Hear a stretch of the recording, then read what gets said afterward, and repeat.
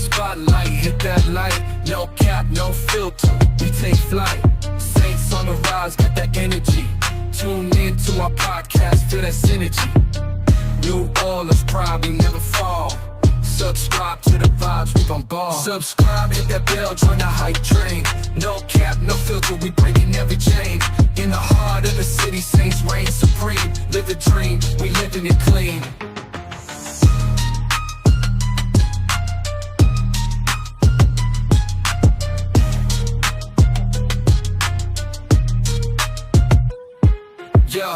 Yo, King Camara run that play. Crystal Lava flying, making waves every day. Take some heels, switch it up, always on the go. Cam Jordan the fans, putting on a show. Lil Mario with time, bringing that heat. Shahid's got the speed, can't accept defeat. Subscribe, hit that bell, join the hype train. No cap, no filter, we breaking every chain. In the heart of the city, Saints reign supreme. Live the dream, we living it clean.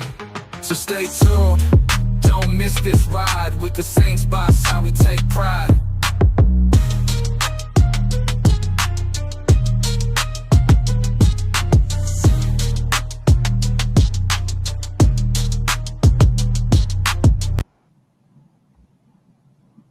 All right, what up, Who Dat Nation? This is No Cap No Filter Saints. I'm your host, Marley G, and back at y'all another episode of No Cap No Filter Saints. Got my main man, Brian, back up in the building tonight, man. We celebrate, man.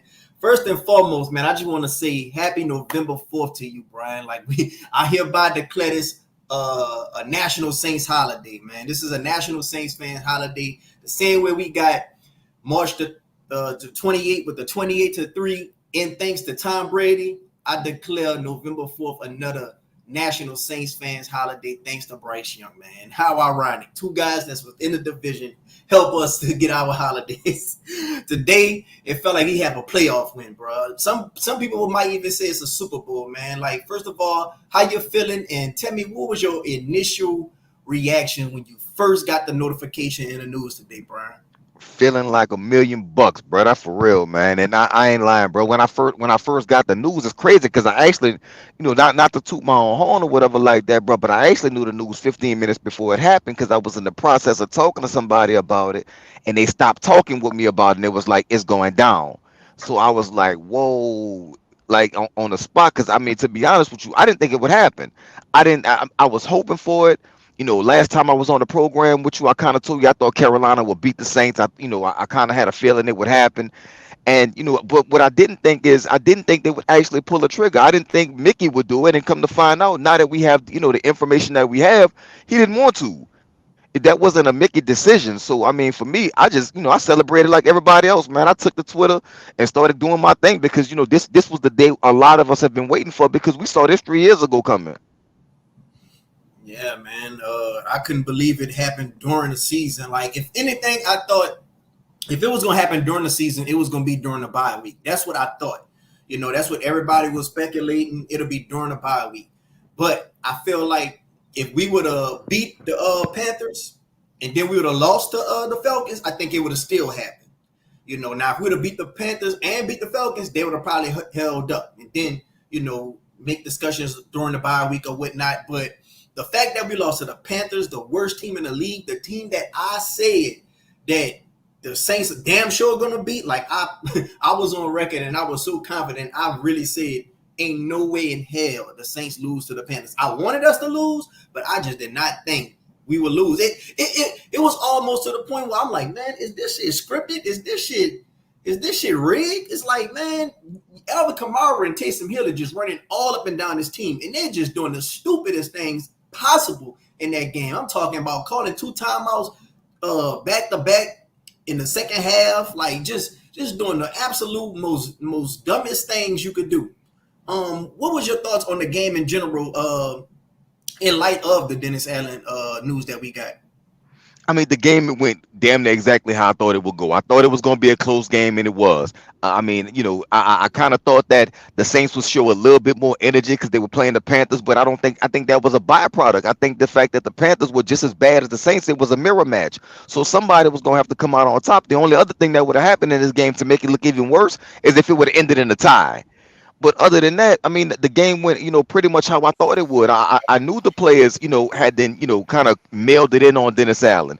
It was just a matter of whether or not they would show any pride and go out there and try to beat a Carolina Panther team that was just as bad as they were. And when you saw the play calling, when you saw the execution to the plays, when you knew that Derek Carr was going to be back under center and you saw him out there throwing hospital balls, I mean, it was exactly what we've known the Saints to be during this losing streak. So I wasn't exactly surprised at the outcome. I was more surprised at the idea that it was that type of a game to where it looked like the Saints would win, but they lost in typical Saints fashion. 4th and 4, you have the ability to where Alvin Kamara getting 5.5, 6 yards a pop, Taysom Hill 5.5, 6 yards a pop, and you throw the ball 4th and 4, 30 yards to Cedric Wilson, who ain't did a damn thing all season. That's exactly how I wouldn't have seen it ending like that, but that's a typical Saints move right there. And lo and behold, Dennis Allen threw Derek Carr under the bus and said, "Yeah, man, he was supposed to go to Juwan Johnson." But that's been DA's biggest problem, and now I'm leaving here with something. yeah. Y'all put this on me. Yeah, man, that was Derek Carr. That's been DA's biggest problem throughout this whole process, though. If you ever pay attention, it's never him. It's always somebody else. And Derek Carr was very much the same way. It's always him. It's never. I'm sorry. It's never somebody else. It's always somebody else. It's never him. Excuse me. So the problem is that it's now that Dennis Allen has been fired. What starts to happen is everybody gets a little more confidence on what they can and what they can't say. James Hurst just came out recently and said the team started breaking last year after the Falcons game because Dennis Allen apologized to Arthur Smith, who was getting fired. But not only did you apologize to him, I mean, James Hurst sounded like a fan at the moment. He said, not only did you apologize to our biggest rival, but you also admonished your team publicly for the world to see because they knew they were wrong, but you should have did that behind closed doors. Dennis Allen publicly apologized and he publicly bashed his team, and that has been a staple. He consistently threw his players under the bus, including recently when you and I talked on a program a couple of days ago when I told you that didn't sit well with the players for you to say they don't have no great young players. That wasn't going to work. And sure enough, as I could tell you, they went out there in Carolina and said, "Oh, you don't think we got no great players? Cool, we'll show you." And that says a lot because James Hurst, he hasn't even been with the team that long, like to even feel the rivalry. But you just know the do's and don'ts as a vet. But when it comes to the Dennis Allen situation, it's a lot to unpack there. But let's just stay on task with the Panthers game for a second.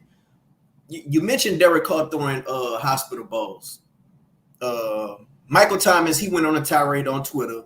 I'm talking about just tweeting throughout the game, talking about what happened with the throw to Juwan Johnson, talking about, more importantly, what happened to the throw to Chris Olave. First of all, what are your thoughts on Chris Olave in his young career with all these concussions back to back?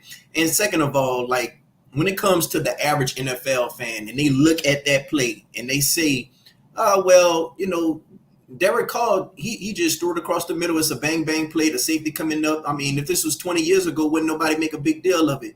And you got some people saying, man, there's no way you throw the ball and put your wide receiver in harm's way when it has a safety coming down. Now, is that a little bit of, hypocrisy? Because we could see sometimes when the quarterback will throw that ball and then, a wide receiver, sometimes they'll be tough, catch it, and everybody's cheering. But, it just so happened was Olave. Now, it's a problem because it's Derek Carr. Or is it, more so Derek Carr should never throw that type of pass? Well, it's a little bit of both. I mean, everything nowadays is magnified, you know what I'm saying, because of the way technology is, because of the way fans are, and to be honest, because of the way sports in general have changed. Like the Stephen A. Smiths, the Skip Baylesses of the world, they've changed the way fans view and consume sports. Because Stephen A. will get up there and he'll dog a dude like Kwame Brown and call him garbage and call him a bum and all of that stuff like that. So it basically empowered fans to kind of follow behind that and do the same thing. That being said, let's not make no mistake about it. 20 years ago, players was getting hung out to dry by quarterbacks too. There's just two things that happened differently. One, yeah, the game was different, but you tried to protect the players, but it was acceptable. It was an acceptable practice. So it didn't look as bad back then because it was more along the lines of you had the bigger physical receivers that were going across the middle, and that's who kind of manned the thing. Jake Reed comes to mind, so Marcus Colston comes to mind. Some of the bigger receivers, even back then, like Shannon Sharp, a converted wide receiver that moved to tight end. Bigger bodies were taking those hits. Now you got little bitty dudes like Olave taking those hits, and they don't look the same. So that's a part of it. And another part of it is, man, is that if you threw a hospital ball to a wide receiver back then, they caught your ass at practice, and y'all had to fight behind that. It wasn't going like you was gonna keep hanging me out the dry too many times like that. That's why players used to always say back in the days or whatever like that. They would have took the concussion. I'd rather you hit me high than hit me low, because if you hit me low, you take out my knees and I can't play no more. You hit me high, I get my bell rung, I get dinged, whatever you call it. They give me the smelling salts, I go back out there and I play. Or I sit my ass on the sideline until the next game, whatever it may be. In the case of Derek Carr, I don't think Derek Carr purposely threw a hospital ball. I just think he trashed and he came through that ball. So, and when it comes to Olave, I think Olave, as far as his career is concerned, I think he has a lot. I think he has a lot to consider, moving forward for his future. But I can say if there's ever a case study for Olave, it's Brandon Cooks, because Brandon Cooks suffered like 3-4 concussions in the same year. And it looked like it was about time to call it quits. He moved around. He left. I think he was with the Saints. Then he went to Philadelphia. No, sorry. Then he went to New England. Then I think he went to Philadelphia. And it was just then I think he went to the Rams. And I mean, he's bounced around a bit. And now he's with the Texans. But I mean, he still has a long career, even though he suffered those early concussions, and he suffered a lot of them. So it's more so not Derek Carr throwing the ball, but the accuracy of how he threw the ball. Basically, I think that's a. Sorry, my apologies, bro. I think that's a big part of it. I think he. I don't think Derek Carr can make those type of throws in the situation that he's in. Derek Carr is not one of those quarterbacks, like you said, you're bringing up Drew Brees. Drew is accurate. He knew how to protect his wide receivers if he was going to send them across the middle. And every now and again, he'd slip up too. But it was more along the lines of, I can protect you even though I know you're going across the middle. Derek has a little bit of panic in his blood. So he's not the type of guy that, you can, like, he can throw off his back foot, throw from the side, move the pocket a little bit, make that same type of throw to where he's protecting his guy as well as making the right read on the play. That's not who Derek is. And because that's not who he is, it tends to end the way that it did. Yeah, man. I think on that same play, I think he was having pressure and he kind of panicked. And when you panic, you're already not that accurate. So by you panicking, you're going to be probably less accurate. So that's probably why Mike Thomas said he need his ass whipped, But what do you make of Mike Thomas, going on this tirade? And, like, what do you make of Mike Thomas's future? Do you think it's just over for him, playing in the NFL?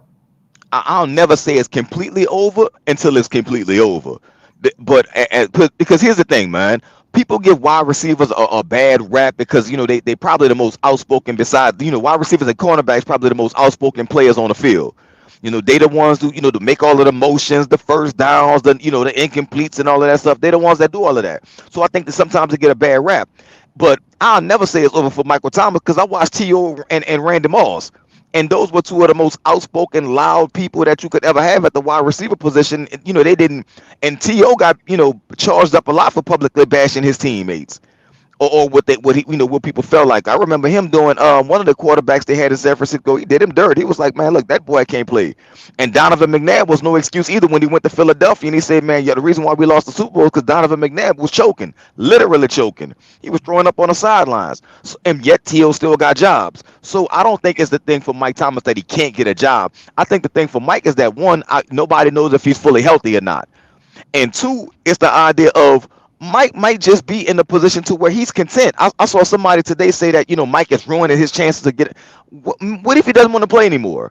Has anybody even asked Mike if he's not content with making over $100 million in the NFL and feeling like he doesn't have to play a single down anymore and put his body on the line? That he can now be exactly what we've seen him to be. Michael Thomas, one of us. He a fan now. And not only is he a fan, but he a fan of, not just the Saints. He a fan of the city of New Orleans. So, I mean, if he don't never want to play again, that's fine by me. And if he want to commentate all the time, I wish he get a job in media, period. Because that would be hella funny. He'd be honest as hell watching Derek Carr throw them balls. Yeah, man. When it comes to Michael Thomas, man, I just kind of view him in that same light as Terrell Owens and Chad Ochocinco, when it was just like, man, these guys still got talented, You know, these guys still got the talent, but no team just want to give them a chance. So I don't know, but like you say, man, who knows? Who knows what the future holds? But I would love to see him on a team that could contend for a championship and get a ring, bro. But it's a lot to unpack with the Dennis Allen situation. You know, Dennis Allen is gone. Rizzy, he's in the building right now. A lot of people are getting Dan Campbell vibes from him.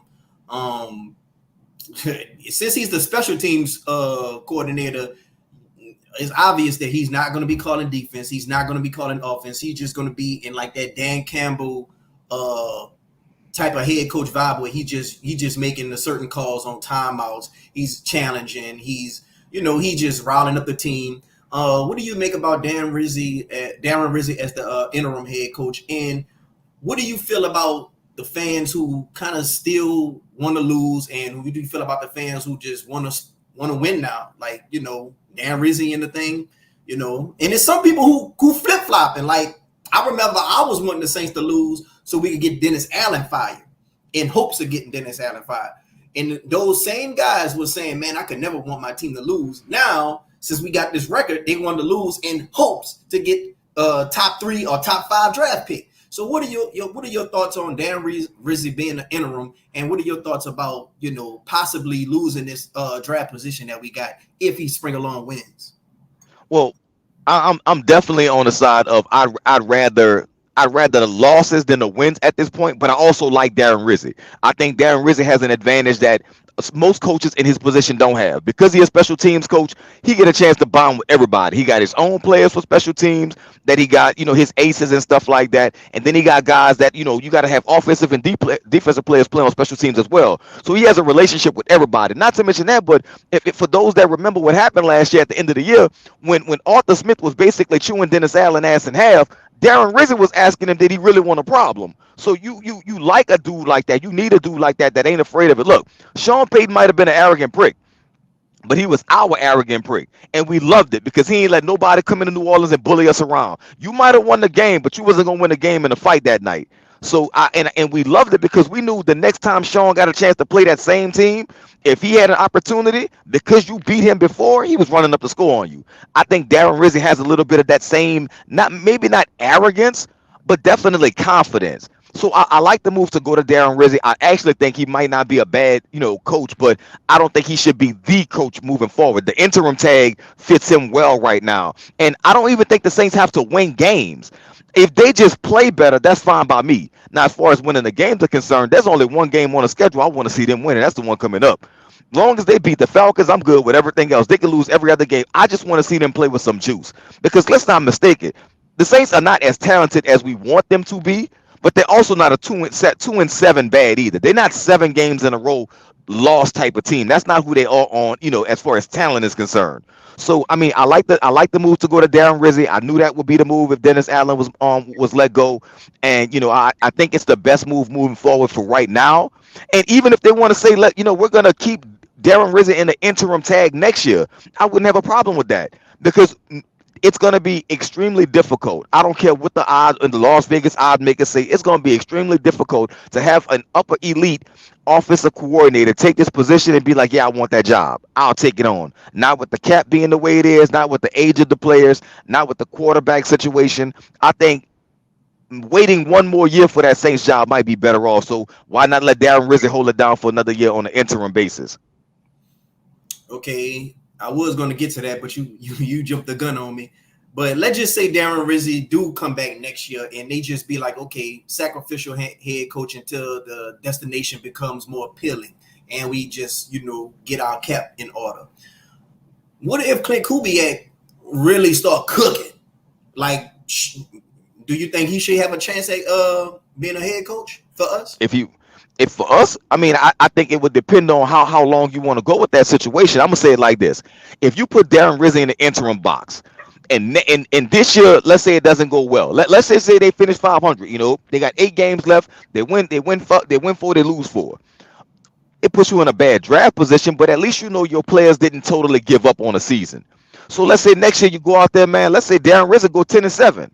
I think at that moment it doesn't make sense for you to go and put Clint in that spot, even if he is the better option. I don't think it makes sense for you to do it. At that point, Darren Rizzy might have earned the job, but I'm afraid of the the Antonio Pierce thing to a certain degree. Antonio Pierce got the job in Vegas right now simply because at the end of the year they got rid of two coaches. That Gruden was there at one point. They got rid of dude that replaced Gruden or whatever. Like I'm sorry, Josh McDaniels was there at one point. Got rid of dude, got rid of Josh McDaniels. AP took over. All of a sudden they got a whole new attitude. They start to look good. Now if you watching the Raiders, they still play hard, but they don't have talent to keep up. So if AP don't start winning games, they're gonna get rid of him, even though he might not be a bad coach. And that's the same thing with Darren Rizzy. It could be the same situation. He might win some games, but he might not be the dude long term. And that's what I think it is. I don't think Darren Rizzy is the next Sean Payton, if you will. I don't think he's that. So I don't put Clinton in that spot like that. Don't put him in a spot to where you got to kind of choose between him and Rizzy. If you like the content, go ahead on and hit the like button. If you're not subscribing, you like the content, go ahead on and hit the subscribe button. Today is November 4th. I'm declaring it as a National Saints fans holiday. So happy November 4th to everybody that's in the chat right now. We have Brian on the show right now. I'm going to start taking some callers later on in the show so y'all can express your thoughts. But for right now, if y'all have any questions for Brian before I let him go, y'all please put them down in the chat below and we'll get to your question as soon as possible. So if you got any questions for Brian, put it down in the chat below. We'll get to them as soon as possible in the exact order. Brian, a lot of people are speculating that the next head coach might be Mike Vrabel. It's a long shot for Ben Johnson. I'm not even going to put him in there. Aaron Glenn. A lot of people are kind of afraid to run with Aaron Glenn because they just want somebody brand new in the building. They got the guy Monken. They got Liam Cohen, he did a pretty good job tonight against the Chiefs, and they had lost again, but he did a pretty good job. Man, who's your top candidate that's realistic to come to the Saints to be the next franchise head coach, and who's your top quarterback that's realistic to be the next franchise quarterback? I am a good Liam Cohen guy, man. I'm high on him. I think he can really turn some things around. He seems to do well with quarterbacks. I mean, Baker plays. Baker is Baker, but he plays better than he plays better than he plays worse. More often than not. If that makes any sense to anybody out there, like Baker is never going to turn into the second coming of Drew Brees, like it might have been projected he would be. But he still is a damn good quarterback in the NFL. And just tonight we kind of saw that on display in the rain in Kansas City. Baker went toe to toe with Pat Mahomes over there, man. So and I think that's a real strength for a dude like Liam Cohen, because you get to say, look, I went into Kansas City with Baker Mayfield, my top two wide receivers were gone, and we still was able to hang with the champs. I mean, you can't do nothing but respect that. So imagine what I could do if I got some talent. So I mean, I would definitely put him at the top of the list. I think the cat in Green Bay is also one. His name is Adam. I want to say Stinovich. So I think that cat is a good one. But as far as the big names, if you will, man, as far as the Mike Vrabels and the Aaron Glenn's and stuff like that, I don't think Ben Johnson is an option neither. So I mean, for me, I like Liam Cohen, man. I like him a lot, and I definitely would give him a shot if that was if he wanted the job. But another as far as the Mike Vrabel and all that's concerned, man, I don't think I want a Mike Vrabel, and I don't, I'm a little reluctant to say I want an Aaron Glenn. Here's the problem that I have with the whole Aaron Glenn thing. It's the idea of we're so hell bent as Saints fans on saying we want no parts of Sean Payton's, coaching tree, that what if we passing up on a good coach by saying we don't want Aaron Glenn just because he was a former Sean Payton disciple? Dan Campbell. On the flip side of that, I understand wanting to just have a brand new start. Look, Sean was one of the greatest things to happen to the organization. We can respect that. But at some point, you got to kind of step out on your own, and that's what I'm hoping the Saints do. What about quarterback? Is there any quarterback that you looking at that you say, man, you know what? I wouldn't mind him being a franchise quarterback, whether it's Jake Hayner, whether it's Snake, whether it's Quinn, whether it's Cam Ward. I know you already said you don't believe Shadur Sanders is coming here. So what quarterback are you really eyeing that you think the Saints could realistically have? Or do you feel like we should just wait, play the long game, run it with Snake for next year, and then just see what happens in 2026 draft?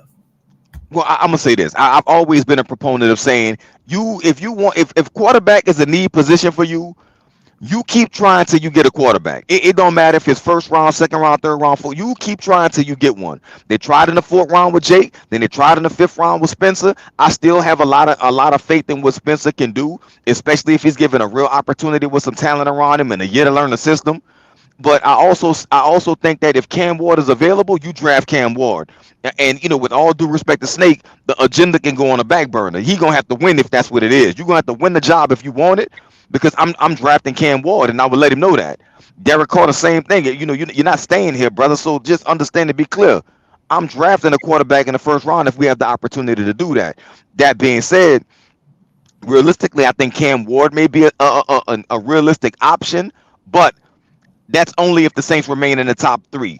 And I don't believe that they will. I believe the Saints are going to win just enough games to get down into the top 10, but I don't think they'll crack the top five anymore after Rizzy's not taking over. So with that being said, I think the best option for the Saints would be to just basically run back what they have and build around it. I don't think you can wait to 2026. You can still draft the quarterback in this draft, even if you draft them in the second or third round. But I think at this point you might serve yourself a lot better off saying let's build upon what we have, because we don't have a lot of talent, and once we get our quarterback, we'll be able to take off from there. What do you make of Mickey Loomis not addressing anything? A lot of the players felt like they wouldn't even notify that Dennis Allen was fired. For example, Foster Monroe, his yoga instructor told him he was fired. So what do you make of Dennis Allen not coming out addressing that Dennis Allen been fired? Like, what do you make of us having this high draft pick? Like, it's for sure is going to be a top 10 pick, maybe right outside the top 10 pick. And a lot of people are just still kind of iffy on Mickey Loomis, and Jeff Ireland making that pick if Jeff Ireland's still around. What do you make of the draft picks selection? And what do you make of Mickey Loomis just not, coming out and saying to the public that we've let go Dennis Allen?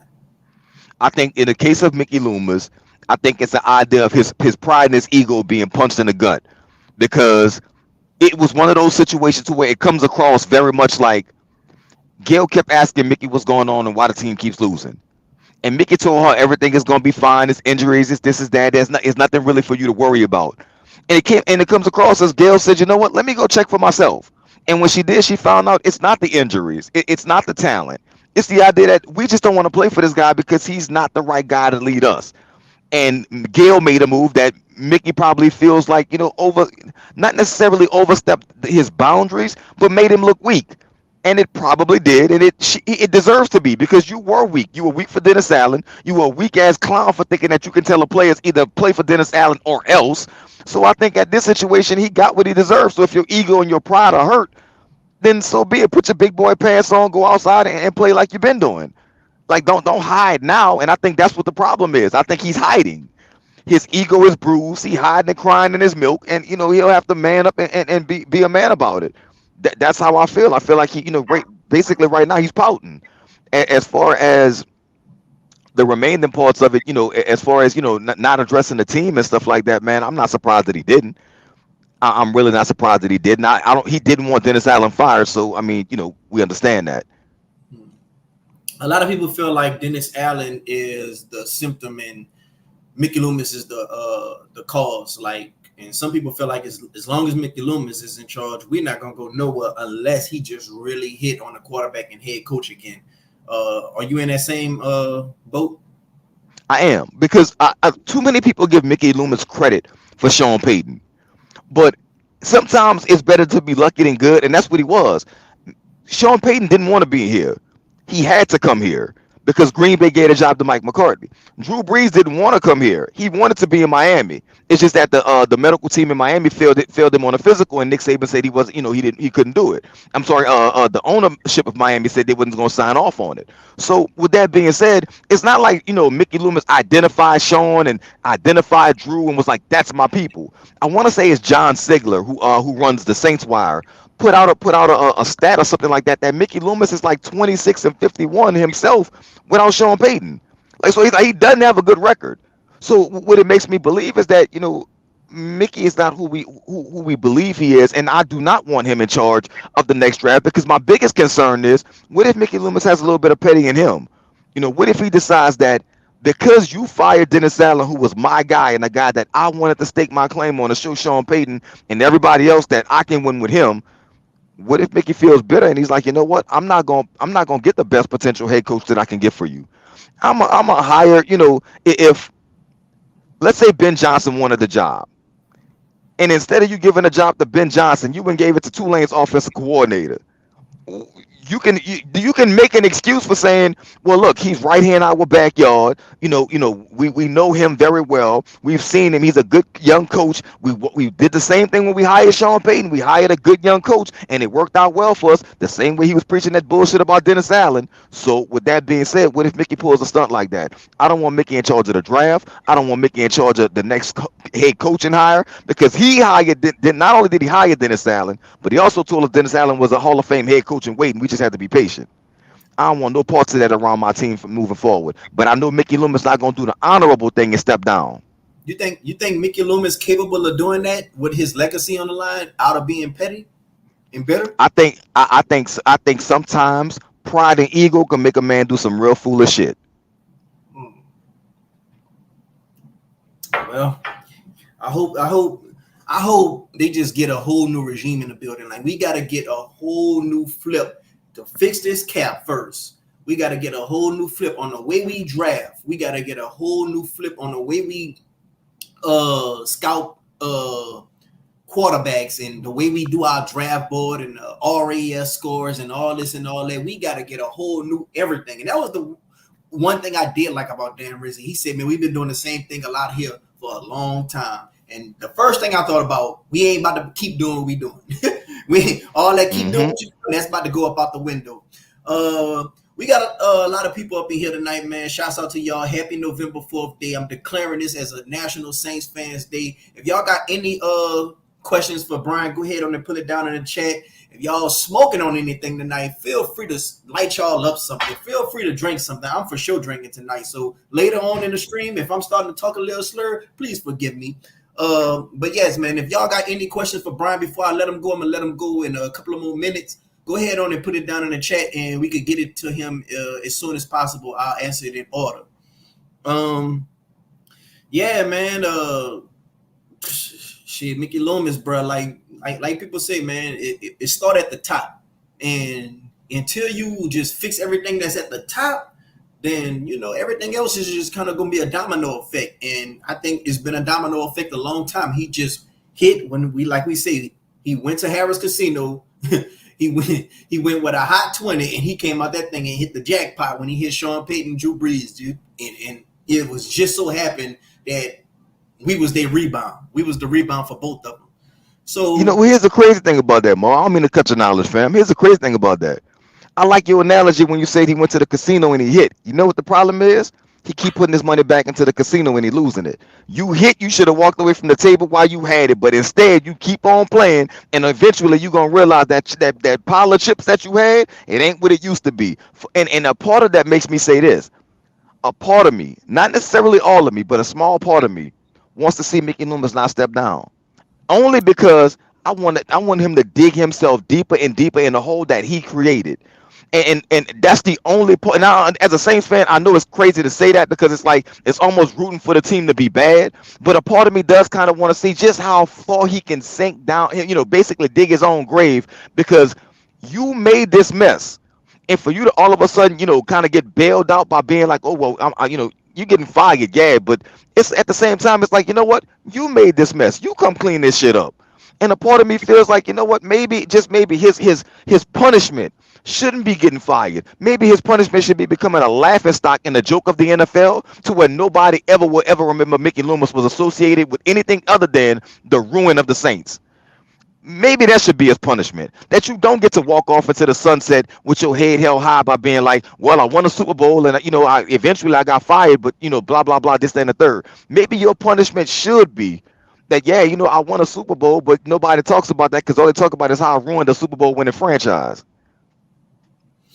yeah, man, like, this was just a waste of 3 years. This was a waste of a lot of guys in their prime. We wasted Taysom in his prime. We wasted Alvin Kamara in his prime. We wasted a lot of guys in their prime, bro. And like, I really believe that if we had better coaching, we could have made some noise in the playoffs. Like, I believe we was a playoff team. I believe that we could have maybe went on a little run, but the coaching, everything stalled out. And it's crazy that I see a lot of people like, trying to defend Dennis Allen, saying they feel sorry for Dennis Allen, saying this is a bittersweet moment. Like, I don't understand what they're seeing. Like, all the players have been in the outcry. All the players have just been just celebrating themselves. yeah. They've been celebrating, but before this happened, all of them just been demoralized. Like, you Yeah, could just see the yes. body language. Like, when you got Cam Jordan doing what he doing, like the most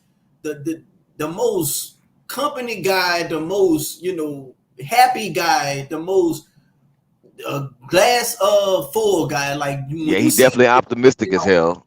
yeah, when you see him just walking out, not going to the locker room, and he knew that Derek Carr was behind him. He just did not want to walk, and he did not want to turn around and face him. But as soon as he turned around, the first person that came greeting him was Alvin Kamara. Alvin Kamara is the only guy that's probably holding this team together. He's been transparent since day one. He's telling you in all these interviews without telling you. That was the only reason why I wasn't mad at giving him that contract extension. Because if you're going to give it to anybody, that's the dude you give it to. If you're going to give it to anybody, that's the dude you give it to, dog. And that dude, I really believe that he probably wouldn't felt the same if he'd have played somewhere else, but being in the black and gold jersey, just like how Latimore did. I think Alvin Kamara is probably the largest reason why Dennis Allen is fired right now. Because it's one thing if you are a Michael Thomas to a degree, not to knock Mike, because I love the fact that Mike tells the truth. But Mike is always the one at the forefront telling the truth. And I think sometimes when you're always the first one on the scene, sometimes you the first one to get tuned out as well. Alvin don't say much at all. So when Gail went to Alvin and asked Alvin what's going on, and Alvin told her, "We can't play for this dude," I think that spoke volumes. And it's not like he's hiding it, because as you said, he's been in many interviews telling you exactly what it was. It's like, if you need me to tell you in plain English, okay, here it is. We can't play for him, because he's been saying it for weeks now. And yesterday after the game, he basically said it. He said, Tyron said that, the reporter asked him about Tyron's comment about confidence. He said everybody in this room got confidence. Maybe we ain't got confidence in something else. That was a clear shot at Dennis Allen. And yesterday's in the post game press conference was the very first time it ever sounded like Dennis Allen was afraid to lose his job. He was damn near in tears up there when Cat Terrell was asking him, how do you feel about, the idea of you might not be here tomorrow? And he said, well, I'm gonna show up and I'm gonna work as hard as I can. And she was like, yeah, but what if you get fired? He said, well, I'm gonna show up and work as hard as I can. Like, he couldn't even answer her properly without damn near tearing up. Nah. I loved it. I love the fact that Alvin seems to be one of the key reasons why he's no longer here. Yeah, man. Shouts out to Kat Terrell, man. She's one of the only supporters that I hear be asking them tough questions, like week in and week out, the tough questions, like them questions that make them be like, oh, shit, let me think about what I'm going to say. But Dennis Allen and Derek Carr, they still just say the wrong thing. I don't know if they got a bad PR team around them when it comes to answering questions, when it comes to media training, but they just always say the wrong thing. And they're just not ingrained in the city, bro. They just never been cultured and ingrained with New Orleans City and what we about and how we move and what we like and what we don't like as far as the rooting for somebody. Drew Brees understood it. Drew Brees understood working hard. Drew Brees understood leadership. Sean Payton, he understood details. He understood being petty. They just got it. Dennis Allen and Derek Carr, they never get it. Everybody in the chat, I want to say happy November 4th to you. This is a National Saints fan holiday. I'm declaring it. Just like March 28th, we got November 4th too, man. We're going to celebrate this to the long way, bro. But if y'all got any questions in the chat, go ahead on and put them down. We're going to ask Brian questions before I let him go. We got one question so far up in here. We actually got a little too smooth up in here. The most optimistic Saints fan in the beginning, but this dude thought we was going to the Super Bowl after them first 2 weeks, man. Went out there and flew down to New Orleans to watch a Dennis Allen-led Saints team and go watch them face a Sean Payton-led Saints team and got their ass kicked. But we got Lou Wood. We got Lou X. Is there a single positive thing that came from the Dennis Allen tenure? Man, that's a great question. Um, I think if we look at it the way it's supposed to be looked at, I think Dennis Allen did something that Sean Payton seemed like he couldn't do. Dennis Allen was able to recruit. If Dennis Allen goes to coach college football, he might actually work out well because for some strange reason, the dude can recruit. Because there was players who Sean was trying to get that just wouldn't come to New Orleans. And Dennis Allen was able to get some of those same type of players. So if there's anything that I would say is that maybe, just maybe, we can look at him and say, you know what? The positive thing is he was able to recruit players to come and play for the Saints that normally would have passed on him. As far as anything on the field, I He did pretty good with He did pretty good with Taylor. I like what he did with Taylor. Alante. Now, granted, I do yeah, think he got talent, and he probably would have shined any way he went. But for the sake of argument, Dennis Allen is good with DBs. Like if I'm gonna give him anything, he's good with DBs. When it comes to that front seven, he's shaky to me, but he's good with DBs. Like if we got a lead, he could keep the lead when it comes to DBs, especially if we got some cooking going on the offensive side. But other than that, it's no other redeeming quality to me. yeah, I think I'm gonna have to agree with you there, bro. I don't like, I don't think there's really anything overwhelmingly good we can look at and say, you know what? At least we have that out of the Dennis Allen tenure. I can't look at it and say that unless Clint Kubiak really does become like the boy wonder, and he really was just kind of playing wolf, or kind of doing kind of what the wolf and sheep clothing type thing, man, to where he really has been a badass the whole time, but he kind of like just followed Dennis Allen lead and wasn't calling plays the way he was supposed to. If that's the only thing that come of it, if Clint Kubiak turns out to be exactly what we thought he could be when he was hired, then that would be the best thing to come out of Dennis Allen's tenure. Yeah, man. I'm gonna get to your question too, Justin Wallace. I'm gonna just piggyback off what B said with the recruit. Now with the recruiting thing, I do believe we kind of lucked up into a lot of players, and we just got a lot of players that people didn't want. Like when it came to safety, the safety market just changed. A lot of people weren't really high on safety, so that's how we got Tyrann Mathieu. When we came to Jace Young, he had the neck injury and he just whiffs on plays. He takes plays off, and I think that was just going around the league. It's a reason why a player like that young in his prime, was just easily got by us, and then nobody really want no parts of him. So we got lucky on Chase Young, Jarvis Landry. He's not even been picked up yet. Like it's a lot of guys. It just so happened it was guys that we wanted. Like we wanted a Jarvis Landry, hometown kid. We wanted a Honey Badger, hometown kid. We wanted a Chase Young, help out the pass rush. It was a lot of the guys that we wanted that we just so happened got. Jamal Williams. Oh, we got Jamal Williams too. He led the league in touchdown. Like it was a lot of things he was doing that, okay, it coincided with our train of thought. And it just so happened aligned because other teams ain't really want these guys. They were like castaways. So that's the reason why I think we look at him as just some top tier recruiting guy, but I really felt like it was just aligned in a perfect path. But at the end of the day, he got the guy that signed the dotted line, so I guess you got to give him credit when credit is due. But I'm gonna get to Justin Wallace's question. Justin Wallace says, "Do you think we're gonna move on from Carr after this year?" Yeah, B. Do you think we're gonna move on from Carr after this year? Is it a possibility that we can trade him? Because if we trade him, we're gonna have to still pay him the same amount if he was on a team. So how do you feel about the whole cost situation with the contract? Put y'all questions down in the chat below. We're going to get them to ask Brian as soon as possible. We're going to do some rapid fire. So y'all put y'all questions down for him in the chat. We're going to let them go in a few. Well, Derek has a no trade clause, so trading him is going to be hard unless Derek wants out now that Dennis Allen is gone, which is very possible. It's very possible he might want out. And shit, to be honest with you, I wouldn't mind seeing him go black and play for the Raiders because it might be that they needed that time apart in order to realize they're better together. So to trade him to the Raiders would be a good idea for me. But do I think he's gonna get moved? No, I think that money is gonna be hard. I think they stuck with Derek Carr for another year. That's a very hard contract to move, especially for a dude with a no trade clause, who's essentially getting a reputation around here as the dude that throw hospital balls and get his receivers hurt. Michael Thomas on his helmet every chance you get. I don't know if he. I'm not gonna say he can't be moved because anything is possible. I just think it's gonna be extremely difficult. So if I was a betting man, I'd bet on Derek Carr being with the Saints in 2025. Yeah, I'm opening the lines to like Marlon. I'll bring you on once I let Brian go. We answering questions for Brian tonight before I let him go. Um, we got this is not a question, but this is something that I see a lot. What you think about this, Brian? Like I see this all the time. In the perfect world, I would go Ben Johnson as head coach and get Robert Saleh to be the defensive coordinator. I like the combination, but it's going to be a matter of that. That's a no disrespect to the person that asked the question, man, but that's more of a fan-driven ideology. What if Ben Johnson don't want a Robert Saleh? You know what I'm saying? Like it's a perfect match if you look at it. Robert Saleh, good defensive coordinator, plays plays that San Francisco style of defense that that's pretty successful in the league. Ben Johnson, a dude that's kind of combined the idea of ideologies of both what Kyle Shanahan and Sean McVay. So he's kind of a little bit of both of those. So I mean, yeah, it's a perfect match and it would make sense.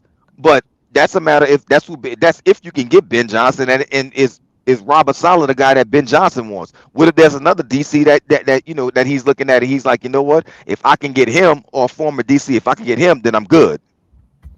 Hmm. Well, I mean, there it is, man. I mean, yeah, man, I was in your spaces today earlier, Brian, and man, shouts out to you, man. You held down the good spaces. You let a lot of people come in and get their balls off, bro. You let people have the have their song of choice. The most popular song of choice, I believe, tonight was actually Ray Charles hit the road jack, if I'm not mistaken, and that Yeah, was very brother. that was very fitting for the day, bro. But yeah, man, a lot of people were congratulating you on just holding down the good spaces and a lot of people felt like, man, you got a good voice for radio and you should be on TV, you should be on radio, you should be on podcasts, this and that. So, yeah, man, you very talented, bro. A lot of people are messing with you when it comes to your content and your voice that you have within the Who That Nation. So, in the words of our fallen future Hall of Fame head coach, he's still going to be a Hall of Fame head coach somehow, some way. I hope he going to be a head coach for the Atlanta Falcons, Dennis Allen. I just want to say, man, happy November 4th to you, Brian, and keep doing what you're doing, man. And let the people know where Uh, they can find you at on Twitter. I appreciate you, brother. Whenever y'all want to find me, you can find me, just chopping wood, man, over on Twitter at Battle Rap Bets. You know what I'm saying? You got to look beyond the results when I snap on people. Just look beyond the results. But you can find me at Battle Rap Bets on Twitter. I do appreciate the love, man. You know what I'm saying? I always try to plug the podcast when I'm on there, man. And let everybody know to come follow you here, bro. Because I really love what you're doing, fam. And I just feel like all you need is a good backing behind you, and this could really take off. Because as you stated on the spaces, bro, it's unfiltered, but it's also unbiased. It's a very even killed. You strip all away all of that, man. And you really give it how it's supposed to be given up, man. So I salute, bro. And anytime you need me, fam, I got you. All right, man. Yeah, y'all go follow him, bro. But y'all just remember, he very unfiltered, so he got a lot of stuff to clean up. He got a lot of cleaning up to do. Got a lot of cleaning up to do. But be safe on that road, Brian, man. Thanks for coming in. Always enjoy you coming in, dropping off your balls, man. Appreciate you, fam. That's what's up, man. Salute. All right, happy November 4th. Happy November 4th, my G. All right. Yeah, man. That was Brian, man. Always coming in. One of the fan favorites of the show coming into the show. But I'm gonna go ahead on and drop the link. I know Marlon Randy want to come in tonight and come say what he got on his mind. But if anybody else want to come in and come hang out, man, y'all come in, man. It's November 4th. We celebrating the night that Dennis Allen is fired. We don't no longer have to deal with him. Will the next head coach work out? I don't know. Will the next quarterback work out? I don't know. But one thing I do know, Dennis Allen and Derek Carr wasn't going nowhere with us. We won't win anything of significance with us. All the losses that we had, that was just in funny style losses that you say, man, statistically speaking, we should have won this game. How many games were that? A lot. Let's go ahead on Marlin right now, and we going to go to BT. Oh, Uh, oh, what's up, man? what up? What up? What up? Let me go ahead on the Marlin first, BT, before I let you speak. Thanks for joining the show, BT. I never seen you on the stream before, but what you got to say, Marlon, about today? What were you Oh, when you heard the news, and what was your initial reaction? man. Well, happy November for it. We Happy would get November that out 4th. the way first. Get that out the way first. I was at the gym. My dad had called me, and he was like, "Man," he was like, "Dennis Allen got fired." Then I checked my phone, and you seen he got fired. Um, I mean, it's a good day. It's a start. Like it's this a long process that it's gonna be to like get the team back on track. Cause like you looking at like a full rebuild, and like with the Saints, like the situation that Loomis got us in, it's like you got to rebuild just to rebuild, kind of in a way. Like so, but it's a start, and I think one of the biggest like things we learned today is like this was above Mickey Loomis. Like it seemed like like the owner looked like she took control of the situation, and even in the press report with like Loomis had his version of the press report where he giving all the excuses and stuff like that, and she had her version of the press report where she's saying, Dennis, he has skins on the wall in the organization, but however, it reached a point where we can no longer continue with him as the head coach, and but we wish him luck. And then in Mickey Loomis' version of the press report, it's like excuses. So like it seemed like they not like the owner and and then you get the details where like nobody spoke to the players, no owner or GM spoke to the players. So it seemed like they not in lockstep. And that's kind of a good thing in my opinion, because Mickey Loomis is the biggest issue on this team in the organization. And like if he to the point where like it's either you move up or you no longer the GM, then that's when I have like complete hope that like this team can be saved in the future. Even though, like I said, it's gonna be a rough couple of years, but like the minute he out the organization or have no say in football operations is the minute I'm like truly satisfied. But today was a good start. Yeah, man, that's some good insight that you gave right there. But when it comes to Mickey Loomis, I feel like as far as people want him fired, as far as people want him to, step down or take another role, I just think that's wishful thinking at this point. Mickey Loomis is a man of ego. He's a man of pride. He's not about to just, call it quits just because he see that people think he's doing a bad job right now. If anything, he's going to try to go harder and he's going to try to fix things. I hope he could try to fix things. I hope he don't do no I anything petty. I hope. I, I think me personally, like I think it's probably starting to be like, I mean, Gail Benson a billionaire. Like as much power as Mickey Loomis have, he not no billionaire. Like Gail Benson a billionaire. Other owners talk to each other. You probably got other owners looking at, because like first of all, they in this shit to make money. Like the owners, they all like get the money together and they share the money. And like you looking at the Saints, thinking you got like widespread things from fans saying don't buy tickets, sell the tickets to other fans. Like that loses her money.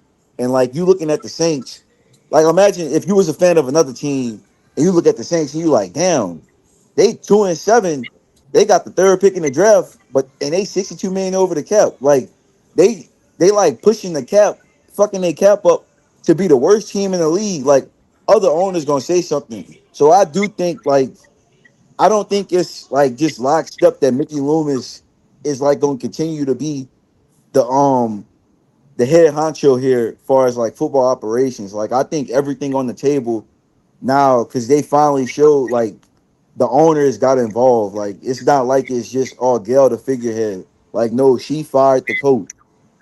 So I do think everything on the table. We just gotta like see how it progress.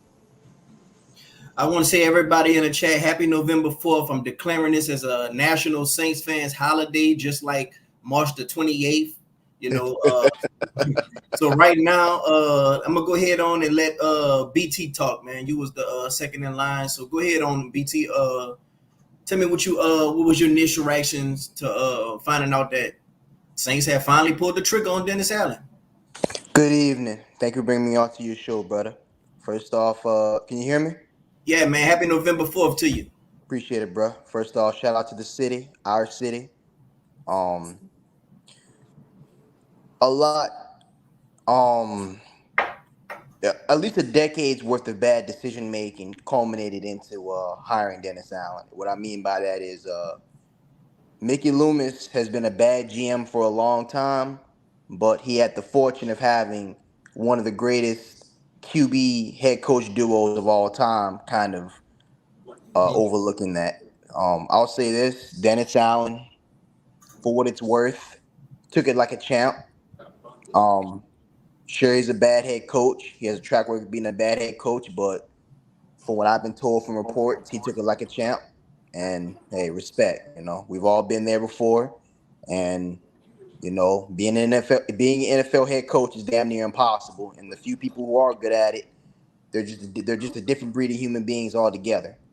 With that being said, like the gentleman mentioned before me, there's a long, hard road before the New Orleans Saints, a franchise much mired in inconsistency and downtroddenness. There's a long, hard road before this franchise gets back to what it was had under Peyton and Drew, mainly because there aren't very many Hall of Fame quarterbacks ever, not just in the league but ever.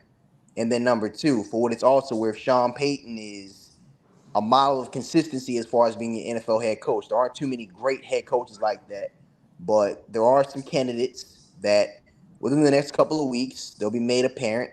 Um, Ben Johnson's a name I hear a lot, and I'll be the first person to tell you he's gonna probably be the hottest coaching commodity in recent NFL history. He'll be like a Kyle Shanahan or D'Amico Ryan as far as a lot of people gonna be after him.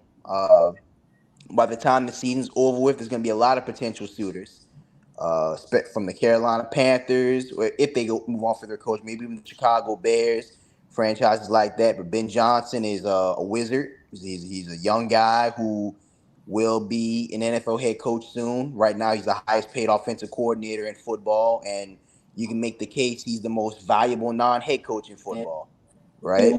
But as far as what the Saints need to do, this is not a physical football team. You can't run the ball and you can't stop the run consistently. Although Alvin Kamara has been showing spurts of the guy we all know, there's a reason why the Saints haven't ranked in the top 20 in rushing in quite some time. Is mainly because this offensive line is, from the interior out, is not very physical.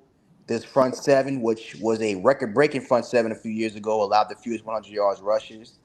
Um, they don't tackle well. On top of your depth ain't good there. You have some good players there. You have a bunch of old guys too. But I'm gonna surmise it with this. Although there are some pretty good, there's some pretty good guys in this draft from position wise, from Travis Hunter at DB/receiver to Mason Graham, and even I'm an LSU fanatic. Even my guy Will Campbell, who's having a generational season at offensive tackle for LSU football right now. But I'll be the first person to tell you, quarterback is probably, if you're the New Orleans Saints right now, you're gonna want to be the team that maybe you're gonna want to be a team that might be a bad team, but you're gonna have a good quarterback. Like that. That right there is the first step towards fixing franchise turmoil. Like you might like for example, the Chargers. Like until Jim Harbaugh got there, they were a franchise in turmoil, but they had Justin Herbert. You know what I'm saying? Like having a guy who's a franchise quarterback who just needs maybe a new head coach or maybe just some more weapons around him, that's a good start. But you don't want to be the Saints. And don't get me wrong, guys like Mason Graham from Michigan, and I know Travis Hunter's taking the nation by storm, or Ashton Gentry, are all great players, but it's gonna be hard for them to come in and fix a mess like this. And I'll end it with this. This quarterback draft class has been receiving a lot of negativity, mainly due to a lot of these guys having low PFF grades. A few of these guys people aren't so sure about because where they play at, but I see a lot of potential in a few of these guys that I think will come in and be playmakers for this franchise. All right, man, that's some good stuff you dropped right there, BT, man. Thanks for coming on the show. We're gonna go to Jerry G, OG, next, bro. man. God bless you, bro. Happy November 4th, Jerry, man. Same to you, man. Hope y'all got taking y'all shots. I hope y'all smoking on something tonight, man. We celebrating Dennis Allen tonight, man. What was your initial thoughts on the move the Saints made today, Jerry? Well, no cap. First off, thank you for having me on your show. Happy 4th back to you and everybody in the chat. First, I want to thank God that he let us live to see another day. But there are a lot of things that I want to discuss. Number one, Shout out to the Carolina Panthers for beating us on Sunday and for getting Dennis Allen fired. Number two, shout out to Miss Gail Benson for finally putting her foot down and make this move and go ahead and fire Dennis Allen. Number three, all these freaking Falcon fans want us to keep Dennis Allen so they can run their mouths every time, but they didn't get their wish. So too bad for you, Falcons. But on the real, no cap, when I saw the news this morning about that, I mean, I was getting ready to sit down and eat breakfast. And when I saw breaking news, when First Take came on, and it said breaking news, and Molly came on there saying that the New Orleans Saints fired Dennis Allen, I was jumping for joy. I was happy. I was expecting breaking news to happen. And when I saw that no cap, everybody went live. I'm talking about Dolph went live. I mean, Big Q went live. Chris from Boot Crew Media went live. Ross Jackson went live. TJ, everybody, even T Dirty did some videos on that. I was just, I mean, everybody went live. The Boot Tragedy, shout out to the Boot Tragedies. All the Saints content creators, they all went live for the same thing. And everybody was happy that this man is finally out of here. Hell, I was happy because I said, don't be surprised when you wake up the next morning. I told this to TJ Jones, no cap. I said, don't be surprised when you hear da-da-da, da-da-da, breaking news. The New Orleans Saints have fired Dennis Allen. And man, did my wish came true. I was happy. Hey, I was all smiles all day. Right. I was so happy. No cap. And last but not least, congrats to now our interim head coach and Darren Rizzy, because we know how good he is with special teams. Now everybody gonna see a different Saint team now that Dennis Allen is completely out of the building. And now that he's gone, these press conferences we'll be watching every week with the same thing over and over and over again. Is shut down. It is completely shut down. You're not going to hear no more. We got a lot of things to clean up. Well, look, we got a lot of things. You ain't going to hear that no more.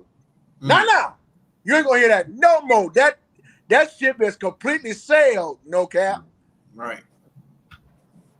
And look, and Gail Benson was like, you know what? I've had enough of this shit.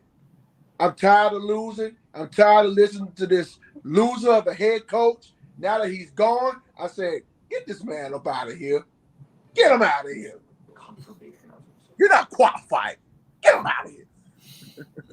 Well, thanks for dropping them gems, Jerry, bro. Happy November 4th to you, man. We're going to go on to Kofi. Yes, man. What up, Kofi? Happy November 4th. Kofi?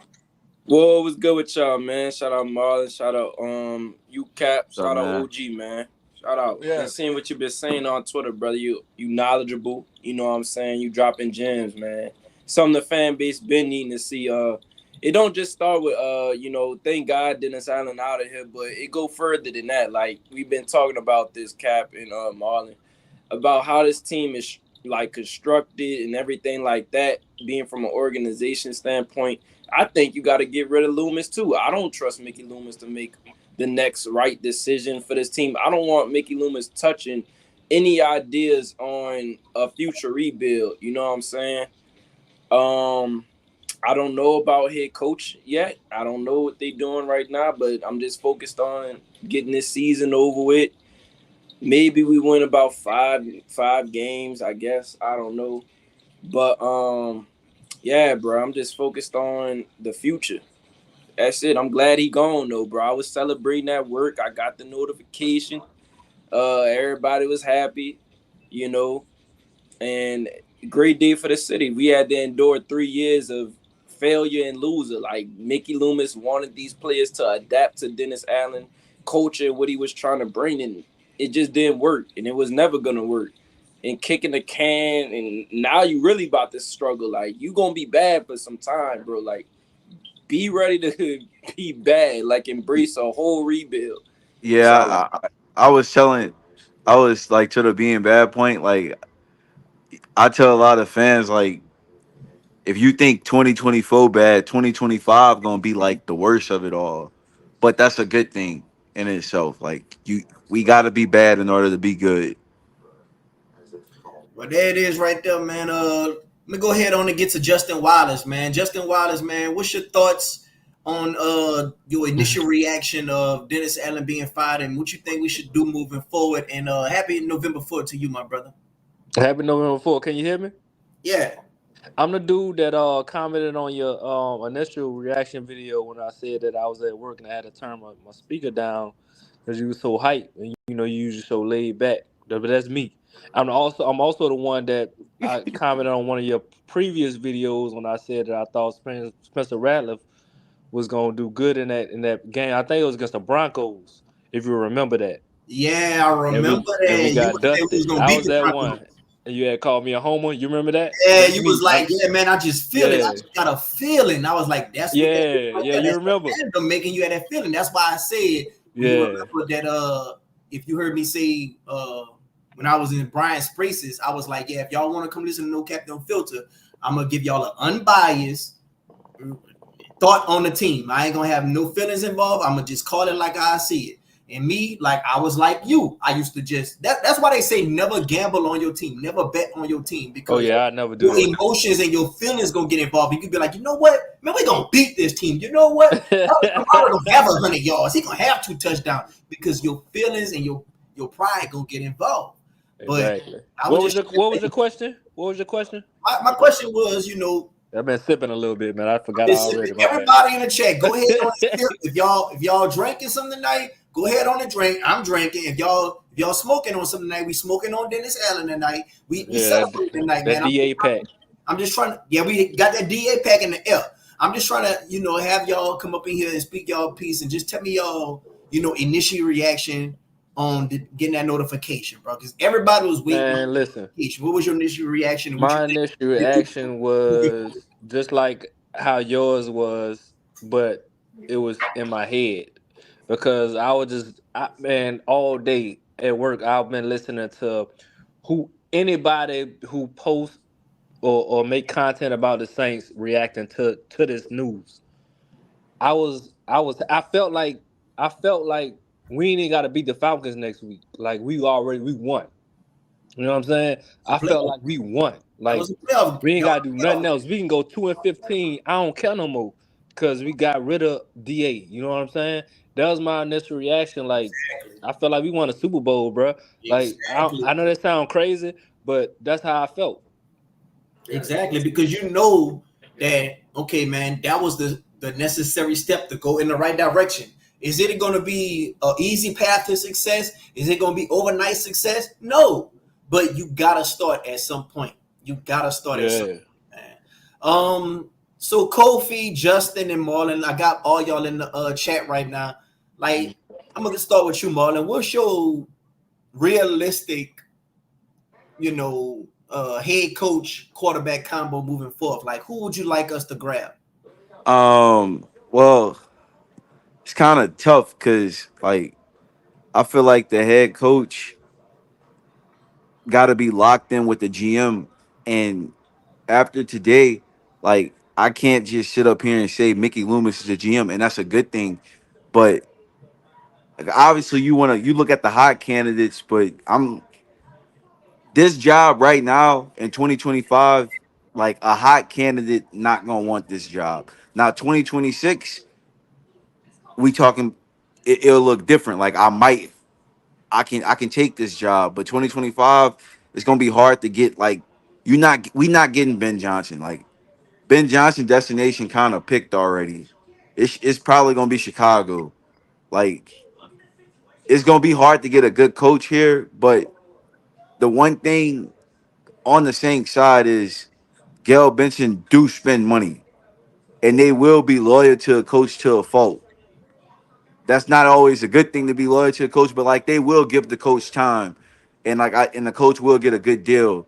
So it's kind of hard for me to just to say who I want as a coach. I know as a quarterback, I don't think Derek Carr should play another down here. Like what you said? I was just laughing at you. Oh, not I think Derek Carr lifeline was Dennis Allen. No other. Your new coach, you like they might take Carr for a year, but they not going. That's they don't. You don't want that to be your future quarterback. This not. He's not a Kirk Cousins level player. He's never been better than Kirk Cousins in the last 8 years. He's not young like Jared Goff when he was in Detroit. Like he got to Detroit, he was like 26, 27. Like if I'm a first time head coach, bro, I'm not about to try to be. I'm not trying to be tied to a 35-year-old Derek Carr, or 34, 35-year-old Derek Carr. Like I know what he is. So I'm trying to That's a good point. I'm either cutting him or I'm trading him, but he's not playing for my team next year. Like, and I'm one of these fans that like I don't think the Saints should draft a quarterback this year because one, I'm not really into the class. Like I think Shador is a first rounder, but I don't think Shador is playing here. Like I think he's gonna play for. I think he's getting drafted by the Raiders. I think they like picked this destination, and I'm not into any of these other guys. Like Quinn Ewers sucks. Cam Ward, he might win the Heisman, but I don't. I'm not into him on the NFL level. Like some of the stuff he does as a fifth year player, like that shit is not good. Not to me, but I'm one of those guys. I think we need to. You have a Rattler, Hayner, and then you bring in like a cheap vet, not specifically like a Gardner Minshew, but like a Gardner Minshew level player. Because like this a rebuild. Like winning and losing don't matter next year. It's about the young players that's on the team, and then like the guys you draft, and then clearing money. That's all it's about. Like that's a successful season to me. So our quarterback is still like a sophomore or a freshman or like a underclassman in college. Our future quarterback to me, long Arch, term, but Arch Manning, huh? I would hope so. Yeah. What about you, Kofi? What you think? Who you think should be our who would you like for to be our next quarterback head coach duo? And then you, Justin, after him. Well, I'm gonna keep it short. I really don't think you're gonna find that stability head coach you're looking for the long term.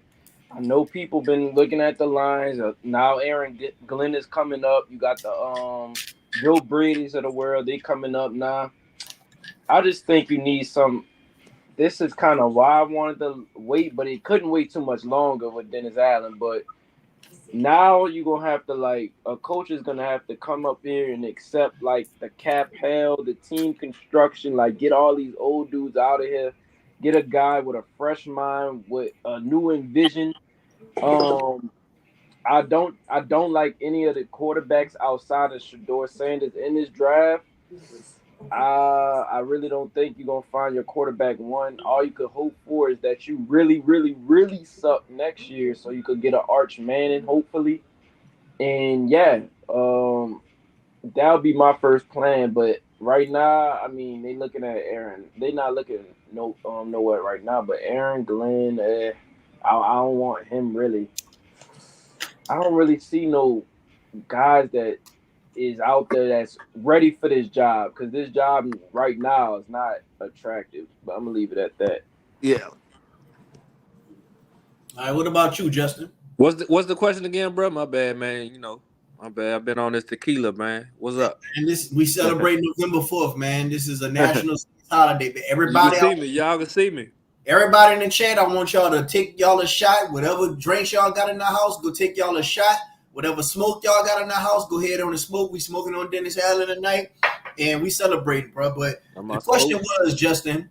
The question was, Justin. About to light up. Realistic Saints next franchise quarterback and head coach? Like who you Oh, looking at out oh, there? Who shit. you looking at out there that you would like this team to go ahead on and be the next head coach and franchise leading us to the promised land? You know what? I like this Riz guy. I don't know. I don't know if he's gonna be the franchise, but for right now, I don't know. As far as franchise court, for both. Be honest with you, for both. But I'll be honest with you. I like this guy Riz. I mean, we ain't seen him coach no team yet, but I like. I mean, I remember back a couple weeks ago when he did an interview, and he got that fire in his, in his energy. I like his energy, and I was thinking like, damn, he gonna be the one that replaced Dennis Allen, and lo and behold, that's what the fuck happened. Um, You I got, don't know who gonna be the you got future quarterback, but I damn sure know it ain't Derek Carr. so they ain't got no Um, quarterback in the draft you like. They ain't got no quarterback on the roster you like. They ain't got nobody that you would like us to trade for. to be honest with you, I would like to see Shador. I would like to see Shador Think he coming come here with his daddy? That's not um happening, bro. like because of Yeah, the cachet that Dion got. I don't see it, but I would like to see it. Yeah. I Like would like I to see it uh, because they got Dion got too much cachet for New Orleans because New Orleans is a small market. But if that would happen, that would be major for the city, man. yeah. I But why not? Why I mean, but why not though? But why not? Why not?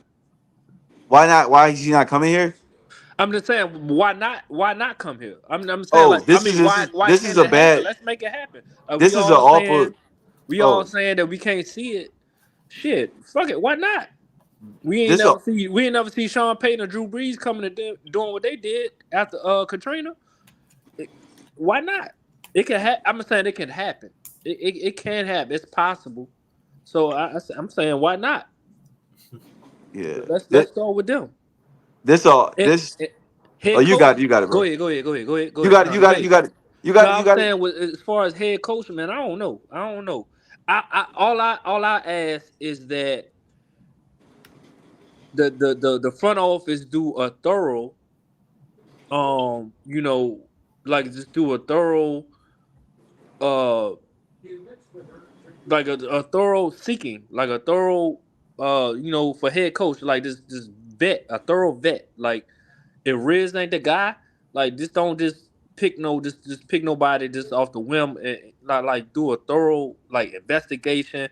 However they vet head coaches, however they vet quarterbacks, do it the right way. Look at Detroit. Look at Green Bay. You know what I'm saying? Like they look at Houston. You know what I'm saying? Like let's do it the right way. You know what I'm saying? Where we have a coach and a quarterback for years to come, where the ceiling is high and not low. Let's stop picking these veteran quarterbacks and all these like Bill Belichick 40 I'm sorry 70 something years old, 72 years old. Let's go younger. Let's go 30 something, high 30s, early 40s. Why not? Why can't we get what these other franchises got? Why everybody always say New Orleans can't, that ain't nobody want to come to New Orleans? Why not start now? I'm gonna let I'm gonna let Rainy Marlin break it down to you why not. I'm gonna let All Marlin right. break it down why we the small market in the organization we is it at Deion. We gotta get rid of Loomis first. All right. it's not really first like my point with the head coach. Why it's hard to like pick a head coach is because like when head coaches getting hired, they typically want to work like lockstep with the GM. Like Mickey Loomis is a hard sell to any head coach because like in order to have real success with the Saints, you have to blow this shit up like completely.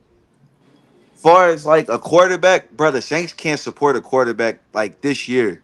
Like if you drafting a quarterback, if like on the Shador thing, like Deion Sanders got the cachet to kind of do what the Mannings did, far as like picking his destination. Like it's gonna be the Raiders, man. Like people just got to accept it. They gonna get the number one pick. It's gonna be them. Um, but like my thing is with the head coach, why I just think it's hard to pick the head coach thing is hard because like it's a hard sell for a good candidate, but unless you paid them real money, but like they like got their hands tied, they got their hands tied the first 2 years minimum. Like this is not a winning situation for at least 2 years. So that's probably that's like my biggest issue with the job right now. Like that's how I don't know how it would be with getting a coach. Like I know I seen people talking about we might have to like keep Rizzy for a year and like do him like you did David Kelly or Lovey Smith, where like he was a sacrificial coach for when it was bad, and when it was gonna get good, they can get they real coach, which ended up being D'Amico. Like you don't want to be in a situation like that, but I do understand that argument because like this is like really really a bad situation because like the Saints, if they wanted to do that tweak shit with the roster, like you can't sell that. Like we seen you're a bad football team. You don't have avenues to get better because all that pushing cap space down and reconstructing those old players, like reconstructing Demario or restructuring Demario Davis and pushing more money in the future on him. Demario Davis, like I can say it this year, he is a washed player. He is not good anymore. He might be a starter, but he ain't good. Tyrann Matthew, he's not good. Derek Carr should not be getting restructured and pushing more money down the line. Taysom Hill, like, he can't stay healthy. He's old. He's gonna be 35. Like, it's really you have to tear this down to get this better. That's what I'm saying, pretty much. And I don't know how many coaches because if you still you judged our wins and losses, and like I'm looking at a situation where like the Saints next year is a clear like they the clear odds on favorite to probably pick number one next year. So that's already going against you. And then 2026 will probably be rough too because you still have a youngest team and you just getting those old guys, the rest of those old guys up out of here with the cap and cleaning it up. Like the situation really not clean, like clean till 2027. But like you can start it now, but that's just the sell if you can find somebody to do it. We got 22 people up in here. If you like the content, go ahead on and hit the like button. If you're not subscribed and you like the content, go ahead on and subscribe to the channel. Um, this is November 4th. I'm declaring this as a Saints national holiday, a Saints fan national holiday right now. So if y'all smoking on something tonight, man, go ahead on and put that Dennis Allen pack in the air. If y'all drinking on something, go ahead on and take a shot for your boy. What do you have to say about that, Kofi? I totally agree. Right now, I could see everybody kind of wanting like a quarterback, obviously, but I just don't think you in that time frame of where you getting a quarterback right now. I simply think you have to ride it out with Spencer Rattler. I see what he have, give him a fair shot. And yeah, get these old, like I said, get these old players out of here. You know what I'm saying? The Mario Walsh. I don't know about Tyron contract, but I know he have to go. I don't think they gonna like trade Latimore, even that I want them to. You need to Ooh, get as many picks I as you can. I I think you think need to get Lattimore as many. gone, I hope he is, bro. I hope you're right because but I want it as many picks as it's we could get. I've been seeing some stuff like it's like teams, like a lot of teams, we gonna be able to get like a third, and if it's like other team, it's like more teams starting to call. Like I heard Green Bay potentially teams like you seen the Ravens, the Commanders, obviously the Chiefs involved. Like so, I think Lattimore will be gone, and like Lattimore a part of like he the start to me. He the start of the teardown, far as like the roster with the older players because he the one guy. Yeah, we gonna take dead money on the cap, but like he he's the one guy that's like that's that got the second contract on the team where I'm like, all right, you can get something of value for him. Like we gonna get a top 100 pick, and when you losing or when you tearing stuff down, even though you taking dead money, when you can get picks for players, like that top 100 pick is going to be beneficial in the long term, just even to withstand like his dead cap. But like you gonna free so much money up in the future for 2026. So like I think he's gone. 2026 is when the cap reset, huh? 2026 is when like they cap situation can be a lot cleaner. Like I know like you got those older guys, you might still have some dead money on the books with like the Taysums, the Tyrants, and the Demarios, but like they no longer gonna be on the team. Cam, you gonna have dead money on the books, but like he no longer. I think he retired this year, but he no longer on the team. Ramcheck, you got to Yeah. tweak his deal. You got to tweak his deal a certain way, but like he no longer gonna be on the team. The conversation really come down to you got to trade Latimore at the deadline, and then it become like a card decision. But that also tie in with the new head coach. Facts. Facts. We got WD4L up in the platform right now. What up, WD4L? We celebrating tonight, man. Happy November 4th to you, man. What were your initial thoughts about the notification that you got on your phone, and tell me what you think we need to do moving forward? Long overdue, bro. Long overdue. To be honest with you, like when Sean Payton quote unquote retired or whatever, I was all for like a blow it up and rebuild then. You know what I'm saying? I understand what they was trying to do, trying to keep like the same little team together or whatever, or whatever momentum they had or whatever. But I'm like, that was the perfect opportunity to start the rebuild there. See what I'm saying? We like 2-3 years behind on the rebuild now. All the dead money on loading up the back end contracts, all these old players. Cam Jordan, he done. Cam Jordan over with. The man playing 15 snaps a game now? DeMario Davis, he getting up in age. Like we got a lot of old players. They try to bring in Derek Carr to try to help salvage his career. And that was a Dennis Allen pick. Now, as far as like Mick and Loomis, to me personally, we got to give Sean Payton some blame for this too, because Drew Brees, last couple of years, that's when he tried to like push the cap, like stretch the cap to try to maximize, try to get back to the Super Bowl with them. You see what I'm saying? But that didn't pan out, so we really mortgaged like the years that we going through now for Drew Brees last couple of years. But as far as like moving forward, another head coach.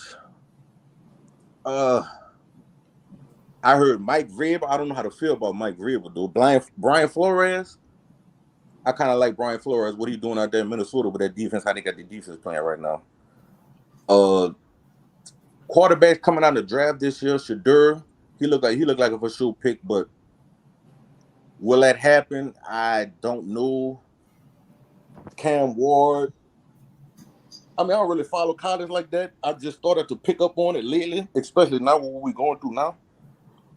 Excuse me. But honestly, I think we firing Dennis Allen, that was a step in the right direction. We had to. I don't even know why they came into this season with him as the head coach. The man record is what? The man lost twice as many games as he won. Man, Dennis Allen first year, I was like, man, that's a damn shame. Congratulations to Dennis Allen for a career high season total wins at 7. Come on, man. 7 wins in one season. We celebrating that? Come on, bro. Like that was just pitiful, dog. But a lot of these players, whoever the coach that come in, a lot of the players that we grew to love over the years, man, I'm sorry, but it's time to cut the bait. Like somebody was saying earlier, next year gonna be worse than this year. The rest of this season and next year, we need to be all about player development, seeing what you got, who gonna fit what, who need to go, who you need to bring in. That's what it really need to. That's what it really need to be about now, because all that trying to save that 2017 draft class. To me, honestly, the year Sean Payton left, I was ready to blow it all up then, because I see what I'm saying. He's seen it too. That's why he left. That's exactly why he left. Yeah, well, me personally, I don't feel like we're gonna be 2-7 after 9 weeks. I just don't think. I just don't see that. Maybe I don't know. Maybe that's the delusional fan in me, but I just don't see that. But it's November 4th, man. Happy November 4th to Happy everybody. November 4th to y'all, man. Hey, If y'all got y'all smoking on, we smoking on dinner salad pack tonight. If y'all drinking on something, take a shot for your boy. I'm drinking on something myself right now. You already know. Y'all like the content, go ahead on and hit the like button. If y'all not subscribed, go ahead on and hey, subscribe. We're can gonna I? go to Brian. We're gonna I, go I, to I got Brian. I got one question for everybody in here. What's up? Do y'all think that maybe the team played like this to get him fired? Y'all think I maybe don't. now they come out with a new energy? Nah, Probably. I don't I think think. so. Oh, you got Go it. You ahead, got it, go ahead, go Kobe. ahead, go ahead. Oh, all right. I don't think they like played to get him fired, but like he not a coach that you gonna like run through a brick wall for. And I also like, bro, we gotta just face it. This team ain't fucking good. Like that's the thing to me. Like I think it's a variety of issues. It's a Dennis Allen issue, but like it's a Mickey Loomis issue. And like to your point, when I'll get you rid of said Mickey. you said they was going in, they was going all the way in with Drew Brees. Like I know they did, but you're supposed to do that. That's your best player ever. I'm going all Right. in with him. Them teams was worth it. The problem was when he left, you supposed to pivot. You're not supposed to keep going all in. And They that's did it my at the real. end of his, they did it in 2020 when he was his arm wasn't there no more though. That But was but the he you problem. but that was still that team was still good, but like You still got yeah. you gotta go at it. Like You that's got an to go elite all team. in. And I'm looking at it, I'm looking at that team and I'm like, he the issue on that team. Him and he the issue, and they lacking Yeah, one more I weapon. agree. But like that's still that's your all-time best player. You go all in with him. It was worth it. Like even Oh them yeah, cap yeah, yeah, nerds, yeah. yeah, didn't have an issue with that. It's like Another, the you going in with Jameis Winston and shit, like with Derek Carr. Like you can't do that. That's because he was hurt. Oh, James West came because Drew Brees was hurt. No, but I'm saying like when he was the starting quarterback, like you can't do that. You can't keep you push the 100 million in cap on a team with Jameis Winston. Like you don't do that. You don't build like that. another thing I too think that they really should have that really drafted a put us behind quarterback. the eight ball. A lot of the good players that we let go and kept a lot of the, like developmental players like Trey Hendrickson. We let him go for Marcus Yeah, Davenport. You see how that, you know what I'm saying? Zach Vaughn, Marcus Williams. We let go of Teron CD, Austin. We let CD. go of a lot of Uh, pillars. hey man, I ain't gonna lie. Chauncey kind of ass, bro. Yeah, Chauncey He just ass, talk a bro. lot. But Who Oh, CD I'm a, Lamb? yeah. Chauncey's ass, bro. Like Chauncey ass, bro. He ain't ass. No, yeah, no, look. no. Chauncey is ass. Like Wait, I'm But I'm look, gonna tell you. Well, he was good with us. let me cut y'all in. Let me cut y'all for a second. Let me get Byron to talk real quick. Cause Byron been oh yeah, waiting go for a ahead. while. Let me let Byron speak his piece, and then we could just all chop it up. But Byron, happy November 4th, man. We smoking on dinner salad pack tonight. We taking shots tonight, man. What was your initial thoughts when you got the news, and what was your thoughts that you think we could take moving forward to have another step in the right direction to have success? Well, howdy. Happy November 4th to y'all too, man. I want to give Gail Benson a lot of credit because she's seen this team as a meltdown and she's tired of it, the mess that we got to deal with because Dan Allen's causing the problems. And I'm happy and thrilled that Dan Allen got fired because he deserved it to be out here because I'm tired of seeing the same stuff I'm seeing every time. And it's always the same result that he don't give results that we prefer as a fan we are for the organization. And my reaction to that because we don't have no proof about Denzel know how to be more better as a head coach. He's been the worst ever in the NFL. No experience, no leader. He's not a guy that we can't lean on because he don't know how to put everything towards it. And that's an issue with him. And that's why I just can't waste my time to see the same old stuff that we saw early in the season, more than we saw the game Sunday, and we can't expect that what we're going to do. But our guard is that it's causing mistakes in the locker room. for the players because they getting sick of seeing all this strategy drama that we got to play with Denzel for a reason. And we can't deal with that anymore. Enough is enough. We had to get moved on from Dennis Allen. He is the worst coaching since he was with the Raiders.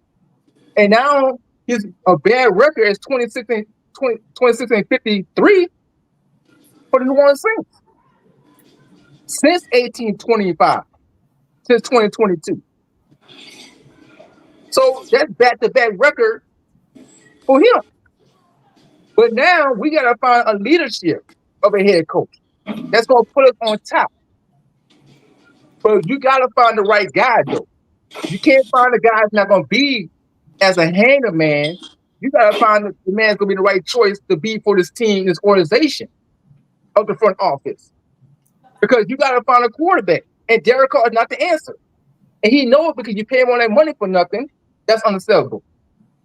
You know that Derek Carr is a wash-up lunatic. He's causing bad throws. He got Chris Olave hurt in the game with a second concussion, overthrowing the guy's heads, holding the ball too long. You don't want that guy as your quarterback for your team. You need to find a guy that's going to do things easy and simple. Carr is not the guy we want. They could cut him next year. They could release him, trade him. I don't give a damn. The bottom line is this man need to go. And he may need to be out of here, bro. Carr is doing some stupid stuff I ain't never seen my whole damn life. He's a mess up bad dude, bro. So who's your realistic head coach and quarterback combo, Byron? Well, I know y'all was saying about Cam Ward and Shador Sanders. The coaching, we know Ben Johnson is a top candidate. I like what they said about him that he's doing in Detroit. But I don't know, man. I mean, I don't have no clue who's gonna be the head coach, but they got to find the right guy to be the head coach. You know, I mean, but if the quarterback could choose, I would probably say Cam Ward for Miami. Okay. That ain't a bad choice right there. Mm-hmm. We could go ahead on and just shoot the shit right now. We ain't really just gotta go in no order. We could just shoot the shit and let everybody speak and just let somebody speak. Don't try to cut them off and everybody just talk and we just shooting the shit. Justin, what do you think about the question that was put in the chat when it said is Marshawn Latimore gonna be traded by the deadline? I don't think you gave your opinion on that, Justin. Shit, man, I hope not. Yeah. I hope not. I don't want to. I'm gonna be honest with you. I don't want to see AK go. I don't want to see Latimore go. Now, even a little bit with Davis. But with Cam, I'm cool with that because he way. Everybody out on Cam, everybody out on Snake, boy. Y'all dirty dogs. But if you really pay attention, Cam started to slow down the past couple of years.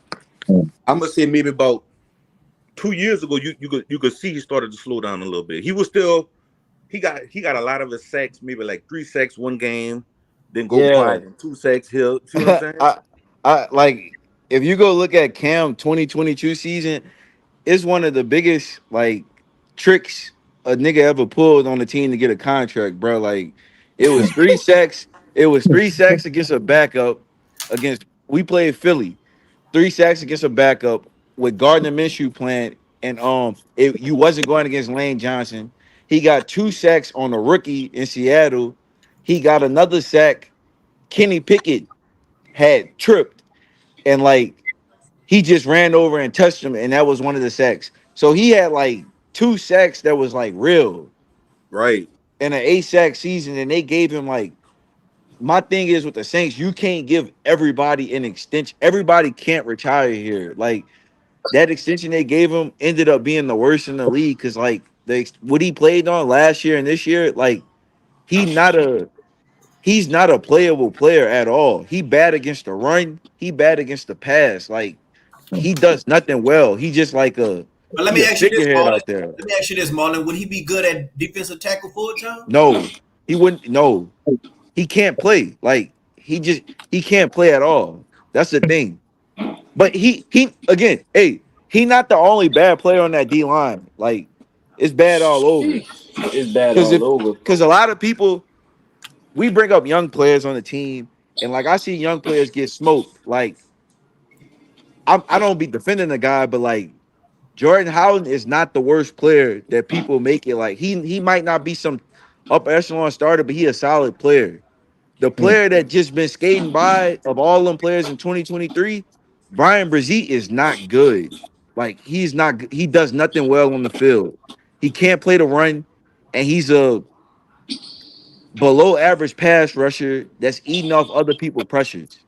Like I know he got 4.5 sacks, but he's not good.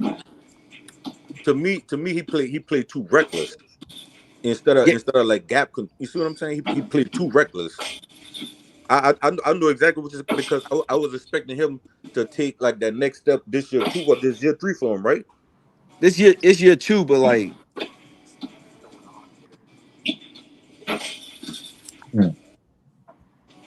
Yeah, I said the same thing. Is like they lose like a lot of gap control, and that's why so many different quarterbacks. A lot of the quarterbacks that ran all over us, they're not even that fast. They just lose.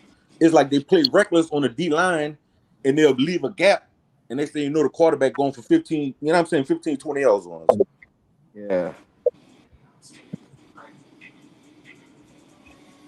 Yeah, man. When y'all talk about that gap control, I remember we had the Mario Davis and we had Pete Werner like trying to blitz Joe Burrow last season, I think, when we played the Bengals, and Joe Burrow just spent around, ran up the left sideline, and just I think he scored a touchdown or it was a long first down and it was in goal line.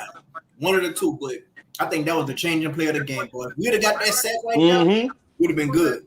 I Pete know. I know what play you're talking about. I think Pete Werner had cut into the Mario Davis lane instead of just had the gap control and just staying on the right side. But Joe Burrow just turned around and just cut up field. And that right there has been Dennis Allen Achilles heel. Yep. He can't draw blitzes. And sometimes that was just on the players. Like I think right there that was on Pete Werner. But he can't draw blitzes, but he good when it comes to defensive back. So you're only good when it comes to defensive backs in a defense. What's your redeeming quality for being a head coach? That's what I'm saying. And see, I think he looked so good against Brady because his style of defense was tailor made for the old NFL, like those statue quarterbacks, those pocket quarterbacks. You know what I'm saying? Those pocket passing quarterbacks. It's a different league now. Them boys running now. Them boys running. Them boys moving out that pocket. Not to mention, Mario Davis was in his prime back then. We had all these guys on defense. They were younger back then. Cam was younger back then. Latimore was younger back then. Everybody was younger back then. It was in their prime, and we had a good defense on all levels. We had the front seven. We had the defensive line, the linebackers, and the DBs and the safety. So, and people think about this. When he was real good with us, we had Sean Payton as the head coach. Sure did. All he had to do was worry about the defense. We had Rizzy as the quarterback. So oftentimes, all he had to do was, keep the lead. We had the lead. All he had to do was just have the defensive backs playing right into our game. Don't let this team get back in the game. Yep. So it's different when you got the league and you playing defense and you neutralize a team from having to run the ball. And then on top of that, we had Malcolm Brown at the time. Malcolm Brown, ever since he been gone, we couldn't stop the run. Nope. That dude been overrated. I think we just got a lot of good players on defense, but now they starting to get a little bit older. And we had Sean Payton and we had Drew Brees. So a lot of that was like masked up, right? And the defense was good since from 2017 when it was top five in the NFL, but now they're not no more because Dennis Allen usually fresh in the blitz a lot, but now he don't blitz too much because you don't get to the quarterback more often though. And that's why the defense don't get off on third down conversion because they be on the field too long and they can't find a way to get towards the pressure, on the offensive line of the other team. So that's the problem with Dennis Allen. So for me, I just think that Dennis Allen was was good as defensive coordinator at first, but he wasn't like he was a couple of years ago. But now it's just different right now, and the defense not the same defense that it was before. Yep, everybody done got older. Everybody got older and in the age, and that's why I think that when you have like guys like Demar Davis, Cam Jordan, Tyrann Matthew, and they don't have more left in the tank. Right. That's why I think they might go ahead and retire because you got to get young on this roster because you don't have more guys behind those players that we have. I think that was a big problem coming into the season too. The depth. We was top heavy at Mhm. damn near every position. Because as soon as the injuries went down, we bringing out practice squad players, picking up practice Mhm. squad players from other teams. It just looked bad. It was It just looked horrible, bro. bad. It was So, horrible, man. y'all talk about injuries.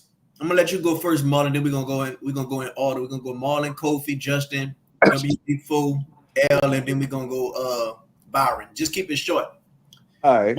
Like what y'all think the record would have been? Let's just say if we wouldn't have had no significant injuries, if we were just relatively healthy through these 9 games, instead of being 2-7, what would have been?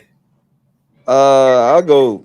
Well, I was one of the guys that said I thought the Saints would be like a 7-10 team. So I'll probably go like I'll give them 2 more wins. But I think part of the thing in the NFL is like everybody get injured, and like with the misses on draft picks and like how you handle the cap, you basically like you behind the 8 ball. Like you not gonna have depth, and that's why I told you like I think 2025 is gonna be worse because we can't rebuild depth.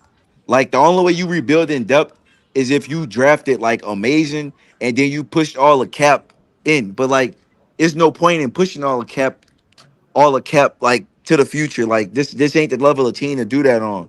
Like this not even a fuck being a Super Bowl threat. This not even a playoff contender at this point. So I think that's just one of the issues that we got. So you think, dude, in 2025 we're gonna be 2-7? In 2025, bro, I think we like I think 5 wins max. It's like that's the record that we looking at. Dude, Maybe I'm hey, a bro, loser. Maybe bro, I'm a you maybe I'm a homer. Maybe I'm a Saints fan. I can't see us winning no damn 5 games. I bro, just you got a different like. I feel like maybe the Drew Brees, Sean Payton era blinded you, where like you think no, they seven and ain't ten is the blind me. flow. I know we got some good players on this team. I just think we got bad coaching. You take the Lions coaching staff and you put them with the Saints this year, even with the injury, we wouldn't be 2-7. We don't have the Lions line, bro. We don't have the I don't give Lions a damn. line. I'm gonna give a damn. I'm gonna give a damn. Even the players you like on this team, like at this This point, they got an Carolina injury concern. this Carolina game, it made me think the Saints was.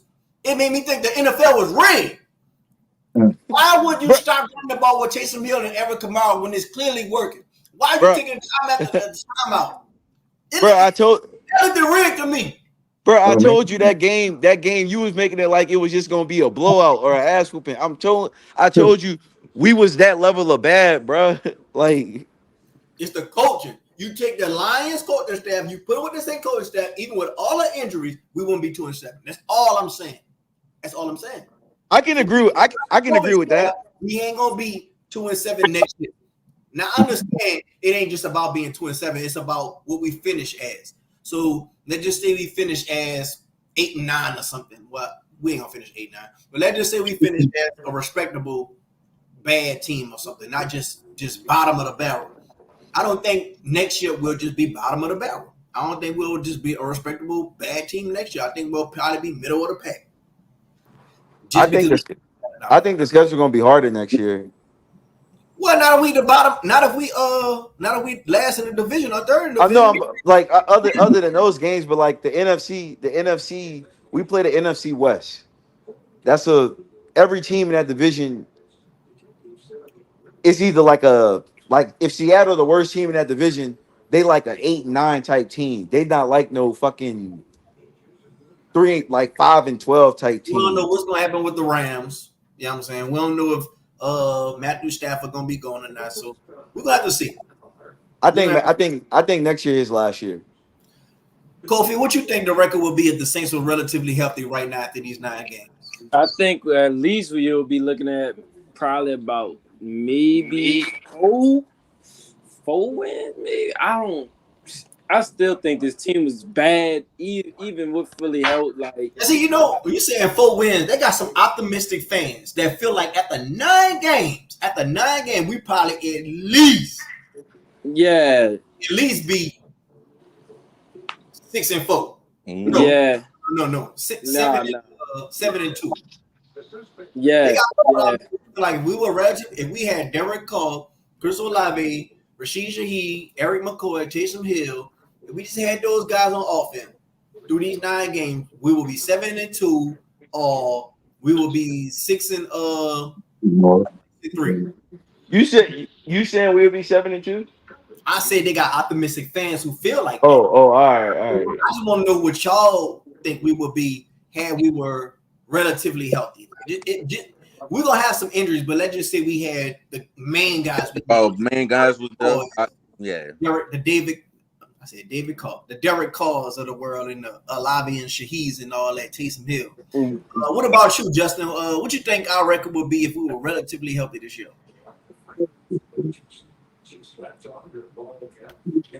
Justin? All right, we're gonna move on from Justin. Maybe he's doing something right now. WD4L, what you think our record would be if we were relatively healthy this year? If we were how we looked those first 2 games, and I know some people will say Carolina and Dallas, but how we were looking those first 2 games with the O-line healthy, the running game doing what it was doing. I'm not saying we would have been like this powerhouse, but we would have been competitive. I say we would be at least, I'm gonna say at least 5-4, 6-3, at least. We're not winning Kansas City. That Falcons game, I feel like we shouldn't have lost that game. That Denver game, that was just, I don't even want to talk about that one right there. Tampa, that was a coin flip for me. But these last 2 games on the road in LA, we the first half was pretty good. It's just we couldn't move the ball on offense. See what I'm saying? So I would say we wouldn't be like top the NFC, but we will be playoff potential. I'm gonna put it like that, playoff potential. How we look, what the vision that I seen personally from how we looked the first 2 weeks. If the offensive line would have been healthy, like, all right, well, Eric McCall went down. Say if Ruiz and Patrick would have at least been healthy, and we just had to bring in a center to catch them along, I say out of those 7 games, we might have won at least 3 of those games. Okay. What about you, Byron? Saints relatively healthy. What our record be right now through these 9 games? I would see.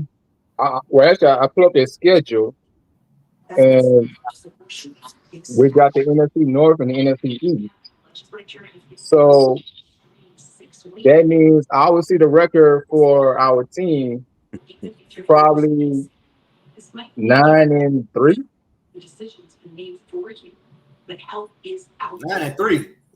9-3. These 9 games we already played right now. Yeah. We only played 9 games. So what do you think our record would be during these 9 games if we were relatively healthy this whole time? Okay, I'll tell you what. I'm gonna switch with those. I'm gonna say probably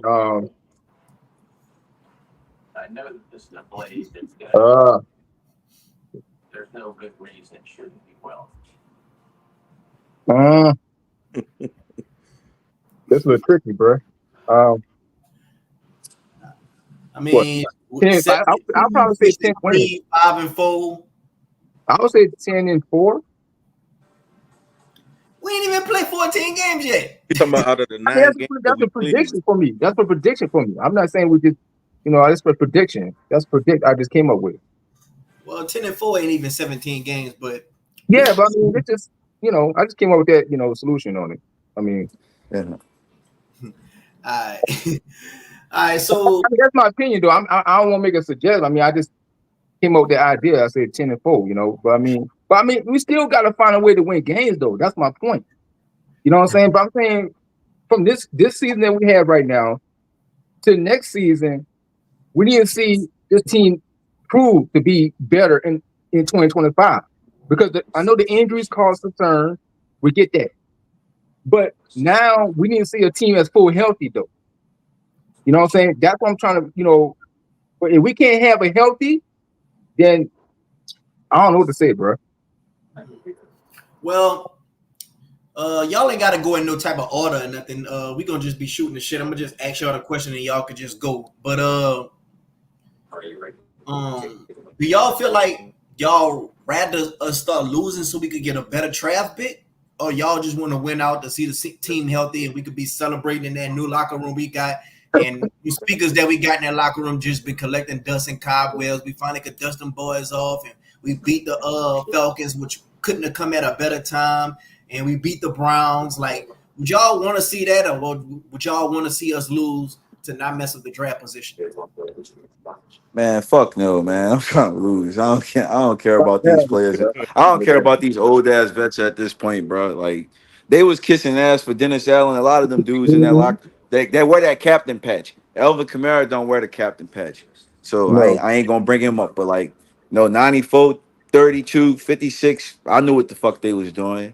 All that ass kissing they was doing, I wasn't with it. So I don't really care about how they go out. They signed up to they signed up to be losers. So people like them reporters that's talking about, oh well, Cam Jordan doesn't deserve to go out a loser. Like they can get the fuck out of my face with that. So I don't really care about them dudes. Well, I don't.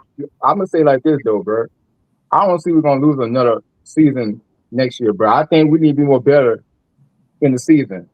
But I think this year is not going away like this at all. So we need to find a way to have success and successful year that we're gonna have in 2025. Because regard all this mess that we gotta deal with Dennis Allen, I don't see it's gonna happen, bro. I mean, for me, I'm kind of torn because it's like, all right, a top 5 pick, you could find impact players, but Mm-hmm. you also going into the next season, you also want to see something you could build off of from like your young players, not the veterans who we know like their time was up, but like your young players. Let's see what Fuaga look like. Let's see if we need another right tackle in Penning. You know what I'm saying? Some Brian Brissett. Let's see how he finished the year. Chase Mm-hmm. Young. Let's see if we want to give him a stuff like that. So I'm kind of torn, and I I don't think they're gonna tank like purposely lose games. They Mm-hmm. they might try to win games. I could see us picking top 10 possibly because I don't think we just gonna like just set out to lose the rest of the games. We got like a lot of winnable games coming up, even though we've been looking awful. But yeah. I think I, I don't think personally, they're gonna. Oh, I think the boys, they're gonna try to win as many games as possible. yeah. I Mm-hmm. don't think they're gonna tank. I just don't think the team good.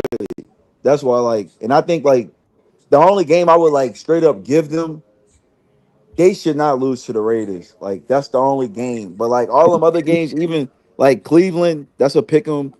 New York, that's a cold weather game. That's a pick 'em. Like every game is either like I feel like three of the four teams better than them, and a couple of them is pick 'ems. I feel like the only game they should straight up win, like they not losing to the Raiders.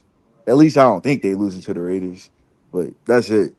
I thought the same Fun, thing. fun fact: if we lose to the Raiders and Derek Carr is the quarterback, he will Oh, be in the NFL history to Dog. lose to 32 teams.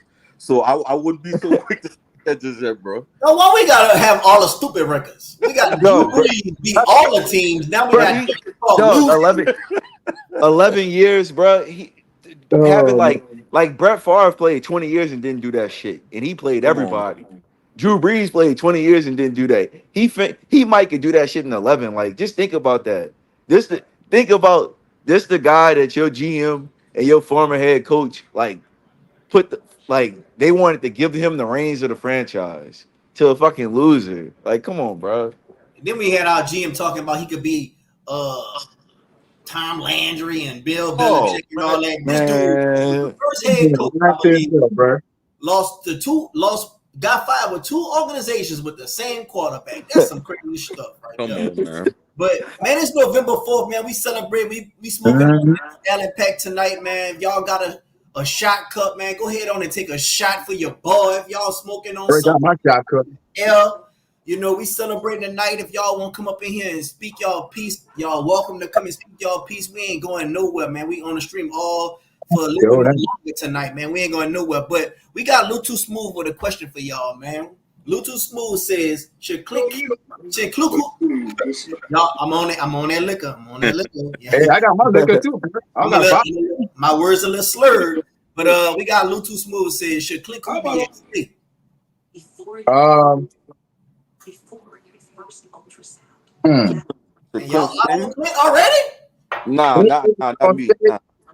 I mean, I see. Give him some time to Yeah, I would say give him some same time, do some bro. time. Give him You know what I'm some saying? time, I brother. did see some positive stuff in the first. You it know what I'm saying? it depends on the next head coach, like the Mhm. whole staff. But like, I mean, I don't think he's the worst OC, but like, I Mhm. mean, he need time. He ain't close to being like head coach material and shit like that. Like, But but, yeah, but he's you not the Give also him worst, but some he time, ain't. bro. I'm not like I don't really like at this point. How many Clint years? Kubiak don't fucking matter to me. Like, Yeah, he I don't care about matter. who the next head coach. Like, I don't you got really. you got Me too, bro. Me too. Yeah. you got to take into consideration. I must say, at least for 2 games, we had a practice squad offense outside of Alvin Kamara. Right. Oh, Right. God. It ain't much. I don't think it ain't much what no coach could. You know what I'm saying? Could do I know, as but on do. it's some shit with the play calls that like I just don't like. Even with that, like, it was some stuff like you got to know your personnel, and you shouldn't be running some shit that he was trying to run. Like, they running like, bro. I kind of been. It's a play they ran like. I think it was the Denver game. Like, bro, you ran a fucking jet sweep with Alvin Kamara. Like, he runs a four Yeah, that eight, was bro. crazy. That's Like he bullshit, run bro. a 4.8, bro. You don't run no shit like that with him. Yeah. And I I that's just why don't they. want to know. know. I just really want to know, like, I know personnel and all that out, but what happened to all that, those mesh plays we was running, like Chris Olave across the middle and all that? It just seemed like that kind of disappeared as the season was going on, and then you got Derek Carr as your quarterback, so that speaks for Yeah. itself. And then like one more thing with him, like you was talking about the cross the middle routes, but like I ain't see no routes. Where was the routes that's like freeing up guys completely? Like, Yeah, it's no routes like that free up like a because Olave a great route runner, but like where the routes at that's like freeing him to where like I'm getting him out of traffic and he catching free balls like he catching the ball where like nobody right. near him. Like I watched like plays where with Justin Jefferson, they running like plays where Oh they my running picks and God. stuff off of it. And Yes, like, bro, he catching the ball with nobody around him. We don't nobody. do none of that shit. We don't Like, do But none of that, you got to brother. have the We don't do personnel. none of that, son. I mean, outside of Olave and Shaheed, what Bud Means, Mason Tipton, Cedric Wilson. All You know, got it. like a you lot know, a lot of the issues on this team for to me with the passing offense was the personnel. Like we Yeah, have we got one dude that can run. We got one dude that can run routes in Olave. You your other big guys, they can't run routes. He the only guy that can probably get slotted in the X position. But he's right. right? small. Like it is bad, bro. Like and then He a Yeah. like Devontae. what Yeah, he a Devontae Smith type he a of wide Devontae Smith receiver. type, Mm-hmm. but Devontae Smith played with Dallas Goddard, and then he played with an elite AJ. receiver on the opposite Yep. side. We don't got none of that shit here. Like Shaheed Right. fast as hell, but like Shaheed can't run routes. He can't do some of these like precise things like that. Like Right. it's But just see, like, I think oh, that's what you got it, bro. Yeah, you got it. I think that's what like injuries to the O line, especially Darrell, does because even though we didn't have the best O line, they was holding up long enough to you had to worry about the plays development. Olave taking, I mean not Olave, he taking the top off the defense, and then Olave come under, and then Derek Carr Mhm. would read off the. You see what I'm saying? Then we When the was O running line the was down, ball it's better, like brother. We was running the ball too. when Yeah, they well, when that's what I'm they were saying. with them. That was another threat. So that brought the linebackers down, and then they brought up the play action. Now you got freed up. You got to worry about Olave. Shaheed taking the top off the defense, and then if you're back up there, you got to work. You know what I'm saying? So it was working at that particular time. Now, I don't know if it would have lasted Exactly. throughout the season, but it was working at that particular time. Yeah, when it was a different team, when we had a fullback, when they used Taysom as a runner, and then he was a switch arm and now he was power run quarterback, it was different in the offense when you had the stars in the game. But when you had Right. the backup, it was disappeared. That's why we run the ball in that game against the Denver Broncos because we didn't use the guys that we did, the early game we did Dallas and Carolina. But now it's like you can't tell who's gonna do their part and not gonna do their job. It's just a fishy though, you know what I'm saying? So it's like the offense is not getting the running the football with AK-41, and you're not getting people involved in the running game. You're gonna have one person do all that. Something wrong with that though, bro. Facts. Jamal Williams, I don't know why. Like, did he even get a carry the past Nope, game or two? nope. He didn't play, and it was a good thing. He one of the worst fucking players ever. Man, now it's a rookie in preseason. Now I know it's he a rookie in preseason, but I like that boy. Jacob Kabodi. Yeah, that's the name. Me personally, I think he ought to get at least 5 to 7 touches, just to Mm-hmm. what I'm saying, just to take some pressure off of Kamara and Hill. You know what I'm saying? You don't want to Mm-hmm. overutilize them boys What because about Kamara been playing through injuries the entire season. That man's still going out there and playing. and still ball out? Exactly. Jamal One Williams, no. Gotta go. gotta Gotta go. go. Mims, I don't like. He undersized to me. Mm-hmm. Miller, I'm like injured again. Like, come on, like Gotta what we go. doing? What is we Gotta doing? go. This class got a real good solid running back room. So you could, probably find you a guy maybe in the fourth, maybe in the fifth round. Like they got a solid running back class this year. Right. Mm-hmm. I like that boy from Board State, Ashon Genty. Yeah, Yeah, but I don't think he we gonna he get going to the him, bro. Yeah, Cowboys, man. that boy, We ain't he gonna get Yeah, him, he bro. probably went to the Babcock girl, but they got other running backs I like too. But that's a guy I like too, Genty. But they got another running back out of Ohio State. Yeah, they got some good ones. Your boy Both of them Henderson. pretty Your good. boy Henderson. Trey Ben Henderson from the Buckeyes. oh they always push out them those running Yeah, I backs. like him I too. got I He's got another one. So you got the guy from Michigan, Dominic Edwards. Oh, he is fucking awful. He is awful. I know Um, they put him on that video game cover. That boy trash, bro. Yeah, hyping his mid ass up. Man, he can't even get 2 yards, bro. That Dog, man, he get like 2 yards of carry, bro, in college. Like that shit bad. man, oh man, man, I garbage, got I bro. got I got 2 questions for everybody in the chat. The first one is what y'all think about Chase Young so far, and outside of quarterback coming to the draft, what y'all think the biggest position of need we need? Need a Uh, wide receiver, bro. wide receiver, yeah, man. I'm Need gonna a wide say receiver.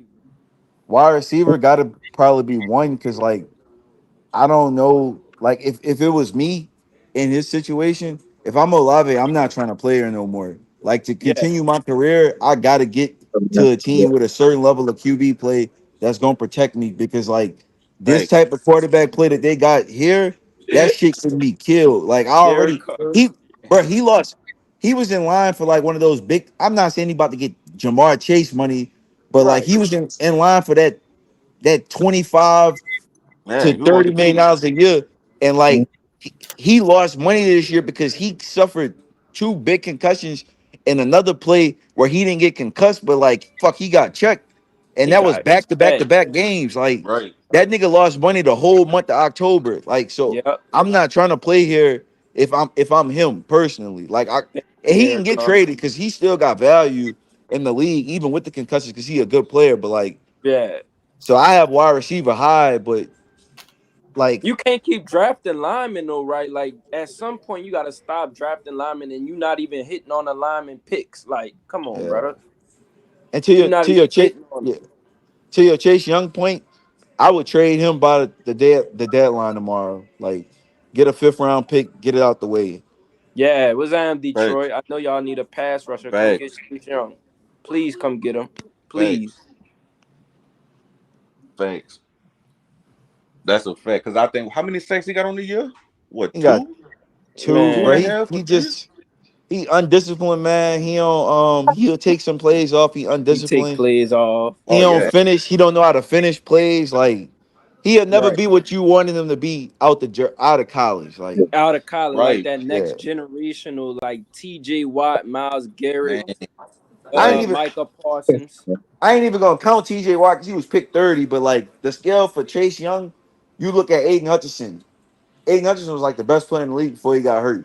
Yep. Aiden, That ball Nick was a dog. Bosa, Miles Garrett. Chase Young not close to that. Yeah, he not. He not. Because I've been doing a little film study and I see it's like what are your moves? To me, it's like bull rush, bull rush. Yeah, You know what I'm saying? Like what a spin move at, what a hand chop. You know what I'm saying? Like what was all yeah. that? This what It's you other it's other dudes that got picked in the top 10. Like he not even like a nigga like Josh Allen in Detroit or Josh Allen in Jacksonville. He not close to that. Like, and this dude was the second pick in the draft. They was calling him generational. right, He's not that level of player. He's a Marcus Davenport type player that just came from a bigger school. right, right. Oh, don't even get me started on Marcus Davenport. But Oh dog, man, but here the point is, he don't got one season better than Marcus he Davenport don't. 2021 season. Like, Now that's one player where if he could have stayed healthy, I think that was a hit. But he couldn't stay on the field. He could not stay healthy. I don't think he had one healthy season with us. But the few games he did play, he racked up like what 8, 9 sacks. I think he had like So 9.5. the But he potential had pressure. is he He had can't pressure stay. on every play. Yeah, for real, for real. You know what's funny? Being a Saints fan, bro. Shouts out to John O'Bonds. Brought this to my attention. Mm-hmm. And it's like 2017 draft. Man, we Hmm. hit a motherfucker. We hit big Yeah. draft we Yeah. ever had. Yes, Arguably the best draft in Ever. NFL history. Ever. But in hindsight, we look back and said, damn, we could have had Patrick Mahomes. Man, One pick away, Wind brother. up- We wind up selecting Marshawn Latimore. And now They about to play with each other. they They about to about play to with each other they about to privately. play. Ain't this So they're exactly gonna what get they both of do? the players that Ain't really this wanted, and they already won 2 championships back to back, and they going for the 3-peat. but see, now the That's whole thing life with of a that, Saints fan.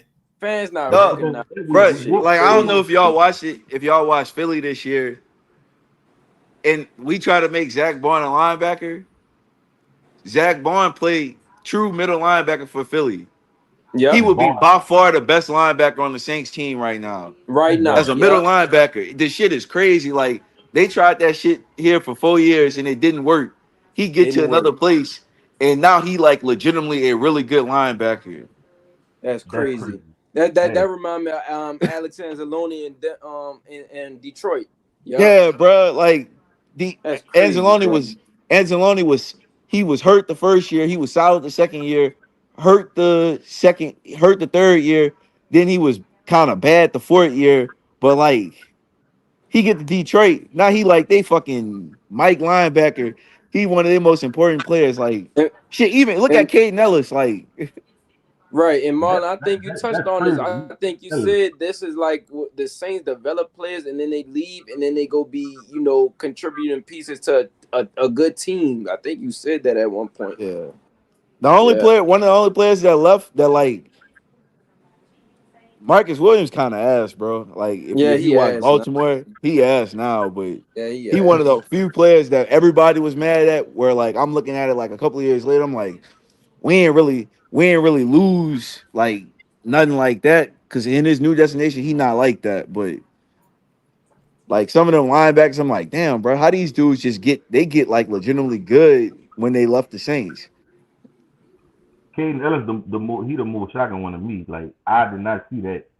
I mean, like Hmm. his last year with us, he had a couple of moments, a couple of games here and there, but that boy balling in Atlanta. Damn, bro. We really had three potential starting linebackers gone now. Alex Anzalone, Zach Bond, Caden Ellis, bro. This So y'all, organization. y'all don't like Pete? I No, like Pete. I think Pete had a bad year last year, but I watched Pete this year and I'm like, Pete Pete the best linebacker on the Saints team, and Yeah, he a solid. He's just a good solid player at this point. Like, yeah, he a good solid player. He a good solid player. but I'm gonna tell I you a player I think the Saints miss. Malcolm Roach would be the Saints' best defensive tackle. man, come on, man. Yeah, Come yeah. Let Roach go, brother. They just let that man on, go. bro. Come Man, oh on. man, Roach would be yeah. He'll be that run stuffer. He'll be getting pressure. Like I think he'll have more sacks than Chase Young. I really do. I think he'll at least have 4 or 5 sacks right now. I he never felt like a pressure guy, but like he just knew how to play. Right. And He sometimes did. you need that because like, man, that was bad business with that. Like, I know they didn't want to pay Onyemata because he was getting older, and I understood it. But like, Right. you replace Onyemata with like fucking Nathan Shepard and Some ass Kalen cop. Saunders, like, bro, they not good, bro. Not No. good, brother. I'm just saying, man, No. Colin Saunders, he only get a lot of fan feel because he do that fucking fullback shit. Like Yeah, he do Yeah, that fullback and he shit. caught that pick. He caught that pick in Hey, on Monday Night Football. caught the pick.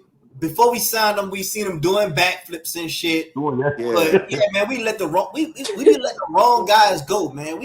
yeah. Quentin Allen had 7 sacks and you let him go.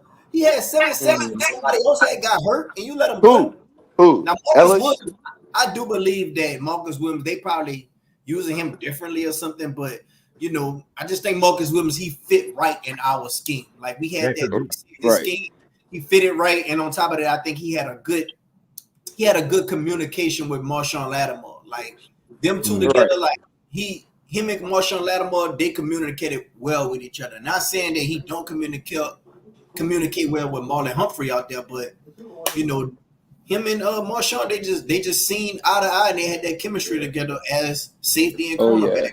Gotta have Marlon that. Humphrey. Oh yeah. Marlon Humphrey don't even play corner over there no more like that. He played, but he played nickel. Yeah, he more a Yeah, he nickel got a guy. lot of versatility. He play like Jalen Ramsey. They can play outside corner, but they also play like the star position too. That goes to show. Shout out to Hemisphere. He brought up Foskey. Do y'all think that Foskey, if he was on another team, he'll be producing better? Hell Hell, no. hell no. This dude is not an NFL player, bro. Like he's not that man even was like a killing. special teams guy. That's how bad it is. You take Foskey over Brian Branch, my bro. Go ahead, Marlon.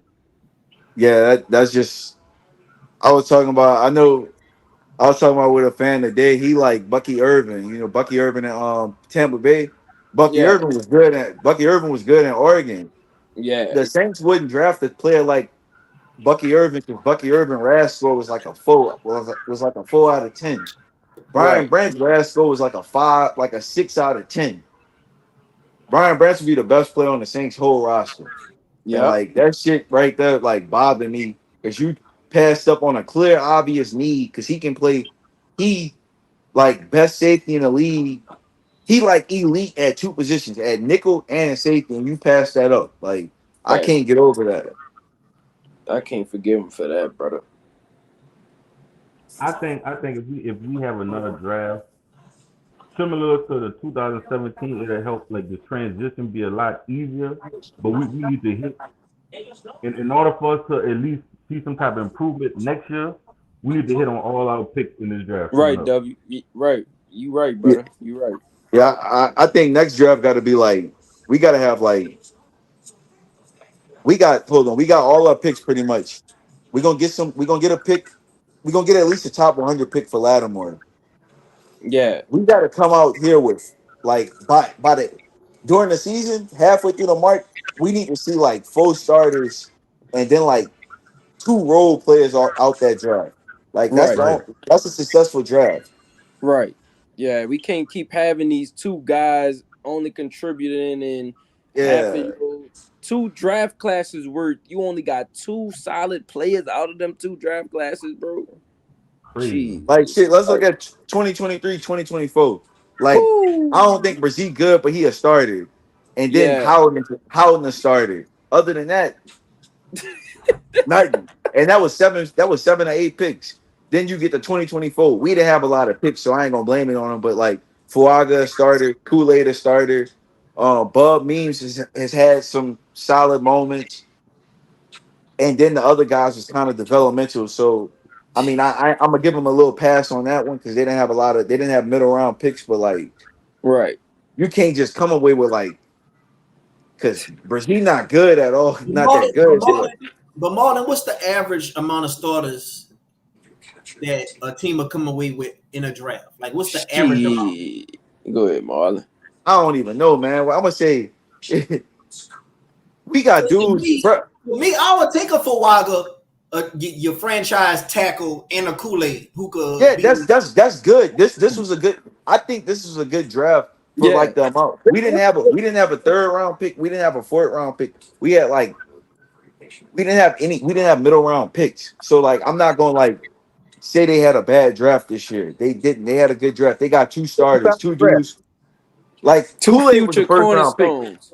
Yeah. Two, Mhm. yeah, two future cornerstones. Right now, do y'all think the New Orleans Saints? I mean, like they need to find their core players, right? Or do y'all think we have that? I mean, I think they got some players, but like You know, Any player yeah. you'll build around, like any player that you feel like, okay, I'm building around this player on defense, and I'm building around oh, this player they on don't offense. have that on they don't have that on defense. They Right. offensive infrastructure way better. Even with like Happy niggas are good. Olave concussion issues and the knee injury to Shaheed and Yeah. McCoy kind of having an injury history, like they offensive infrastructure way better than defense. Cause like offense, you see like dudes that's Pro Bowl caliber, or like McCoy is an all pro caliber player. Yeah. Olave a Pro Bowl caliber receiver. Like Mhm. defense, they don't have a Pro Bowl caliber player at all on that unit. Right. Exactly. Right. Alontae Taylor, Pro Bowl. Nah, bro. He a Nah, No, good he he, not. player, He but not. he not a Pro Bowl caliber player. He one of the most disruptive players in the league on defense. yeah. I know, but like, bro, he ain't the greatest coverage guy. Like, he a cornerback, and his best asset blitzing. To me, Right. Do Yeah, you take you it gotta to find that star the on defense. You gotta find one of the two players, two cornerstone players on defense that you could build around, you need and it that on the comes in front the seven. draft. You need it in the front four. Yes, That's what I mean. you need another generational like pass rusher, a a good superstar pass rusher. player on that front? What you said? So You know what I'm saying? Because the front that I'm looking at between Ryan Brzee and And Grand Saunders and and Shepard, Grando, they're not going to be the guys that we're going to lean on. You need a superstar right? guy on that defense on that front. You know what I'm saying? Because you know Carl Granson going to get his sacks, but who's Yeah, going to be alongside of him though on the right, edge? right. And Carl Grant is an accomplice. He like a number two end. Yeah, Really, Mm-hmm. he a like number two. He a number two. Mm-hmm. Yeah, Yeah, you and that's need a why he got guy. paid. You Go ahead, bro. know what I'm saying? I'm saying he got paid a year last year on the contract because he deserved the money they gave him. So Granson is playing at the level. What I'm saying is, who's going to be that guy on the right side? That's See, we going gotta find it in the he's not draft. on the team to. yet, bro. Yeah, There you go. we gotta There you find that go. in the There draft, you bro. go. There you go. Yeah. Do you think Granderson is capable of being an elite end? Is just Dennis Allen don't get the best out of his ends? Can that be the case? Maybe. You saying Chase Young? You saying Chase Young capable of being elite? Carl Granderson. Paul Granson. Oh, bro, he was a 7 round pick, man. I ain't. He was Like, Carl Granderson was undrafted. I'm not expecting like an undrafted player to turn into like this elite end. Mm. Like, yeah, but Right. I think the problem is that like with the Marcus Davenports of the world and the Oh, yeah, we but wasted a pick on like, bro, a pick that pissed me off. Obviously, you know we hate Peyton Turner and all that. oh What how hell. bad of a pick it was, but like Greg Rousseau went the pick after him. Greg Rousseau, he not elite, but he like very good, and he'd be the best player on our line. And Hmm. like that's like franchise altering type shit. And Why back do we? And Go back ahead, to bro. about Davenport. Davenport was a bust. That man ain't showed anything he can do on the damn defensive side. That was a dumbass mistake in that pick we did in 2018, that draft. Yep. We What missed That out what on was Lamar. freaking, We and missed out. Sean Payne picked that guy in that damn freaking first round. Yep. who? Peyton Turner Yep. or No, the No, Davenport. Davenport. Now I ain't gonna lie, oh, I was on the Saints podcast and they had somebody like within the organization on the podcast, and he was like Yeah, he right, said Chris? he said that Sean Payton didn't want Davenport. He was overruled. So that's Mickey call. So that was Mickey. Yeah, that was Mickey call, but Sean Payton agreed to that. That's why they both look at each other and say, we're going to pick It that guy. wasn't Sean Payton agreed, he was overruled and outvoted. Yeah, Yeah. anyway, Sean Payton did make that pick, though. But that's why I say Davenport is not the guy we want, though. Should have gotten Lamar, bro, but it's all good. I mean, That's all great, man. What it is. I it mean, is what it is. it was a bust pick that, we think, oh, we're going to get a guy that is running Davenport? Like, what the fuck? Right. Maybe the football guy seen different for us, brother. I mean, if you trying to say, man, looking for a franchise quarterback right now, I mean, you just like getting a franchise quarterback is like winning the lotto, bro. You just gotta be lucky as hell. You right. gotta be lucky. Mm. That shit don't come on tree. Like the Jaden Daniels and the Joe Burt, they don't like come around that often to turn around your franchise. So So Cam But Ward, is he franchise? Is y'all out on Snake? Snake not franchise? You said Cam I, Ward? Yeah. he got I, potential, bro. I'm not into Cam Ward, bro. What's I'm wrong not with even Cam gonna lie. Ward and what's wrong with Snake? Yeah, What's wrong with who? What's wrong with Cam Ward and Snake? Cam Ward do shit that, like, as a fifth-year player, you shouldn't be doing in college. Like, hailing clean pockets, cross body throws. Like, I'm not into that, bro. Mm-hmm. Well, I guess And, like, we Spencer got Rattler, quarterbacks going I to do just looked at him something. as a backup. I never looked at him as, like, a long-term starter. Like, I feel like about him how Washington fans probably felt about, like, Sam Howell. Sam He Howell. talented, but, like, he not, like, gonna be your long-term answer at quarterback. But he talented. He can Mm-hmm. be a high-level backup, but Yeah. see what you or like that maybe potentially could turn into like that Ryan Fitzpatrick type, but like I don't look at him as like oh, that's my 10-year starter. 10 years, yeah, 12 years start type shit. what we Y'all got go ahead. Y'all chime in, fam. we got to take into consideration too is Yeah, I just think we got to find a quarterback that's going to be for, for the future, man. I just think we need to know who's going to be that guy we want. Yeah. I feel that, brother. I But feel that. also, it's all about head coach and the quarterback both ways.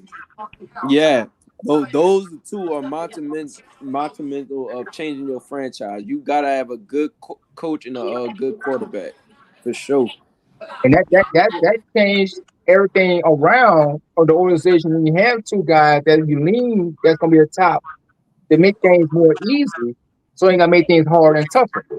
Right. Yeah, you're 100% right, Brody. So if Darren Rizzy win a couple of more games, y'all don't feel comfortable with us drafting LSU quarterback? Who? I hope we do, That's but my I guy. don't want Who? Nussmeyer. I don't Garrett want Nussmeier? Nussmeyer. I Nussmeyer is don't my want. boy there. Garrett Nussmeier need another year, bro. Yeah, He's he not Mhm. need ready for another year. the Yeah, I'll give him one more year, though. He need another year because his decision making is like some of those throws he make is he got the arm talent. He He got got a an NFL he arm. got a bozo gene that he gotta just play. He gotta play through. But Right. he just got to watch how you don't throw the ball in the wrong angle. Yeah, you got to go to your progressions. Just don't look at your staring down the field. You just use your That's eyes. exactly Yep. You got right to my point. Like, stop trying to go for like the kill shot. Like, take your progressions. And when he in that mode, like where he hitting down on his Mhm. like progressions, he a damn good quarterback. But when he try to force it, nah, bruh. But All right. you What just if can't allow. go ahead. No, I'm saying you cannot allow make a mistake of a bad throw and put it in the wrong angle. You got to Yeah, watch who's on the ball when you know you're going to put forward your guy. You're going to get open, but you got to know for sure you can't harm yourself in that kind of situation, though. yep. Go ahead, Cap. What if we don't get none of the quarterbacks that be like, what if Darren Rizzy he win enough games and we out of the realm of possibility of getting a Shadur, a Cam Ward, a Nuss? What if all them gone? We just get like Will Campbell or something. But we got Chris Olave brother on Twitter saying, "Yeah, man, Chris Olave, he ain't gonna be with the Saints." But what if we just be like, well, you know what, Chris Olave? In order for you to stay, how about we just go see what's up with Pittsburgh with Justin Fields, and we try to reunite with you with Justin Fields. Would y'all be cool I with mean, that? that's probably like a cheap I'll roll. quarterback, a cheap level of quarterback that we'll like need, but like for the short term, but like Justin Fields not gonna be nobody long term QB. Not in my opinion. Not even with Olave. I mean, he might do good, but like the Saints quarterback, bro, is none of these like little placeovers or none of the shit on the roster and none of these like placeovers. You just trying to buy time until you get your guy. That's me. That's how I feel. Excuse me. You just got to have playing time, but you have an opportunity to take a chance to get the guy that's going to be more mature to do things smart instead of do things worse. What y'all think, Justin and Kofi? Yeah, what was the question? What about Justin Fields? If we compare him back with Olave? I don't like that idea. Getting Justin Fields. Like, I'd rather just go ahead try to see like if we missing on quarterbacks, we might as well do it through the draft. I mean, no disrespect to Justin Fields. I think he's one of the good athletic quarterbacks in the league right now, but I just don't like the fit of him coming down here. Nah. Okay, I got one. Let's say, for example, that Shador's Cam Ward that be gone early. Who you see that's going to be available for other quarterbacks that we get though, besides those two? Not really anything because I don't believe in Quinn Ewers. I don't like Carson Beck. I just think those guys are not like guys you waste picks on. Like, I mean, nothing after that. I'll go wide receiver, bro. Okay, so who? Give me a wide receiver that you see the Saints could get to make that selection. McMillan. McMillan out of Arizona. I like that I guy right think there. I Randy think Miller. McMillan. Mc, I think McMillan like one of the only wide receivers I would take. Where like if we in the top 10, he might be the only one I'd take in the top 10. I agree. I'm not Travis Hunter to me is probably gonna play corner, but I think he still will get offensive steps. So I didn't include him. But like, I'm not taking Luther Burton in the top 10. I'm Nah, not bro. taking Nah. Emeka Ibuku. I'm not taking them guys in the top 10. Like, Nah. I Right. don't think because I was talking Marl, I was talking with Bun on the spaces and we was going through like just Travis Hunter. And I think Travis Hunter might be the second best receiver in the draft. But Mm-hmm. like we was going through Travis Hunter as a receiver. Travis Hunter, if we put him in that draft class with Olave and Drake London and Garrett Wilson as a peer receiver, he wouldn't go ahead of none of them guys. And he the Mm-mm. second best receiver in this draft. Like Luther Burden, the guys like that, that's a he like a late, like if you a Debo Samuel type player, but you like a late first round pick to me. Mm-hmm. Cause like route running do matter to me as a like a unless you Saint, like a mega like a big weapon like a big player, like a Mike Evans. He ain't no precise route runner or nothing like that. But like he's 6'5", and like if he get on top of you in his route, like you ain't catching him or you ain't bodying him. So like unless you that route running do matter to me. So Mm-hmm. Yeah, I'm with you on that. I think we just go get the guys that we like to see. They make our team more good though. We need more playmakers. so let's say we do let's say hypothetically we do draft uh your boy from Colorado who you just named. I forgot his name. Shador. Hunter, No, not your door. Let's say Hunter, we Travis. Oh, yeah Travis Hunter. Travis. Oh, you. Yeah, Oh, let's they let's say both we in do draft Colorado. let's say we do draft him. Would you bring him? What would you bring him in as a wide receiver or a corner? I think he, I think his best traits might be at corner, but I think he gonna play. He gonna get some offensive snaps, but he not playing that two-way shit all game. Like he might get like 15 offensive snaps a game. Yeah, Mm-hmm. have like a little package, right? Because see, I think And that'd be the best thing for him. You draft him as a corner and have like a little package insert hmm for him. yeah, Yeah, that's what I but would like do right there. Yeah. it's some other players like in this draft. Like Mm-hmm. I like they got this white boy from Michigan named Mason Graham, a Yeah, defensive tackle. That's Oh yeah. just that's something that you build around. You can build your whole defense around a player oh like yeah, for him. sure. So To like me, that's what I think we missing. We missing that solid D That tackle. We in missing that. the front. that's like this is like that defensive tackle in the mode like Philly defense. Jalen Carter is the best player on their defense. You can build your whole defense around him and just have it revolve. Like Right. I think Mason Graham, he like a player that can be of that mode. Mm-hmm. Yeah. I seen him mock to us too a lot. I've been seeing a Yeah, lot of like mock. he Too, one of though. them players. I know people gonna be like, man, a tackle, fuck, man, I don't want no tackle. He one of them players like, bro, you're not gonna be disappointed if your team took him. Right. Mhm. Yeah, I mean that got my eyes right there. Mason Graham, man. I mean that'd be a tremendous pick right there. But I think Travis Hunter also would be a nice pick too, though. But I saw he could play corner and wide receiver. But when you say about he could play like 15 snap on the offense, more he could play more or less on the defense. But I think that Trevor Hunter is like he's a star player though, man. I think when I watch the Colorado game, they be going at target to him the most. Well, yeah. Travis definitely like that star. Like you Mm-hmm. gotta go ahead. Right. But realistically speaking, it would to me. I think that's better. Like playing, bring him in as corner Mm-hmm. in certain situations.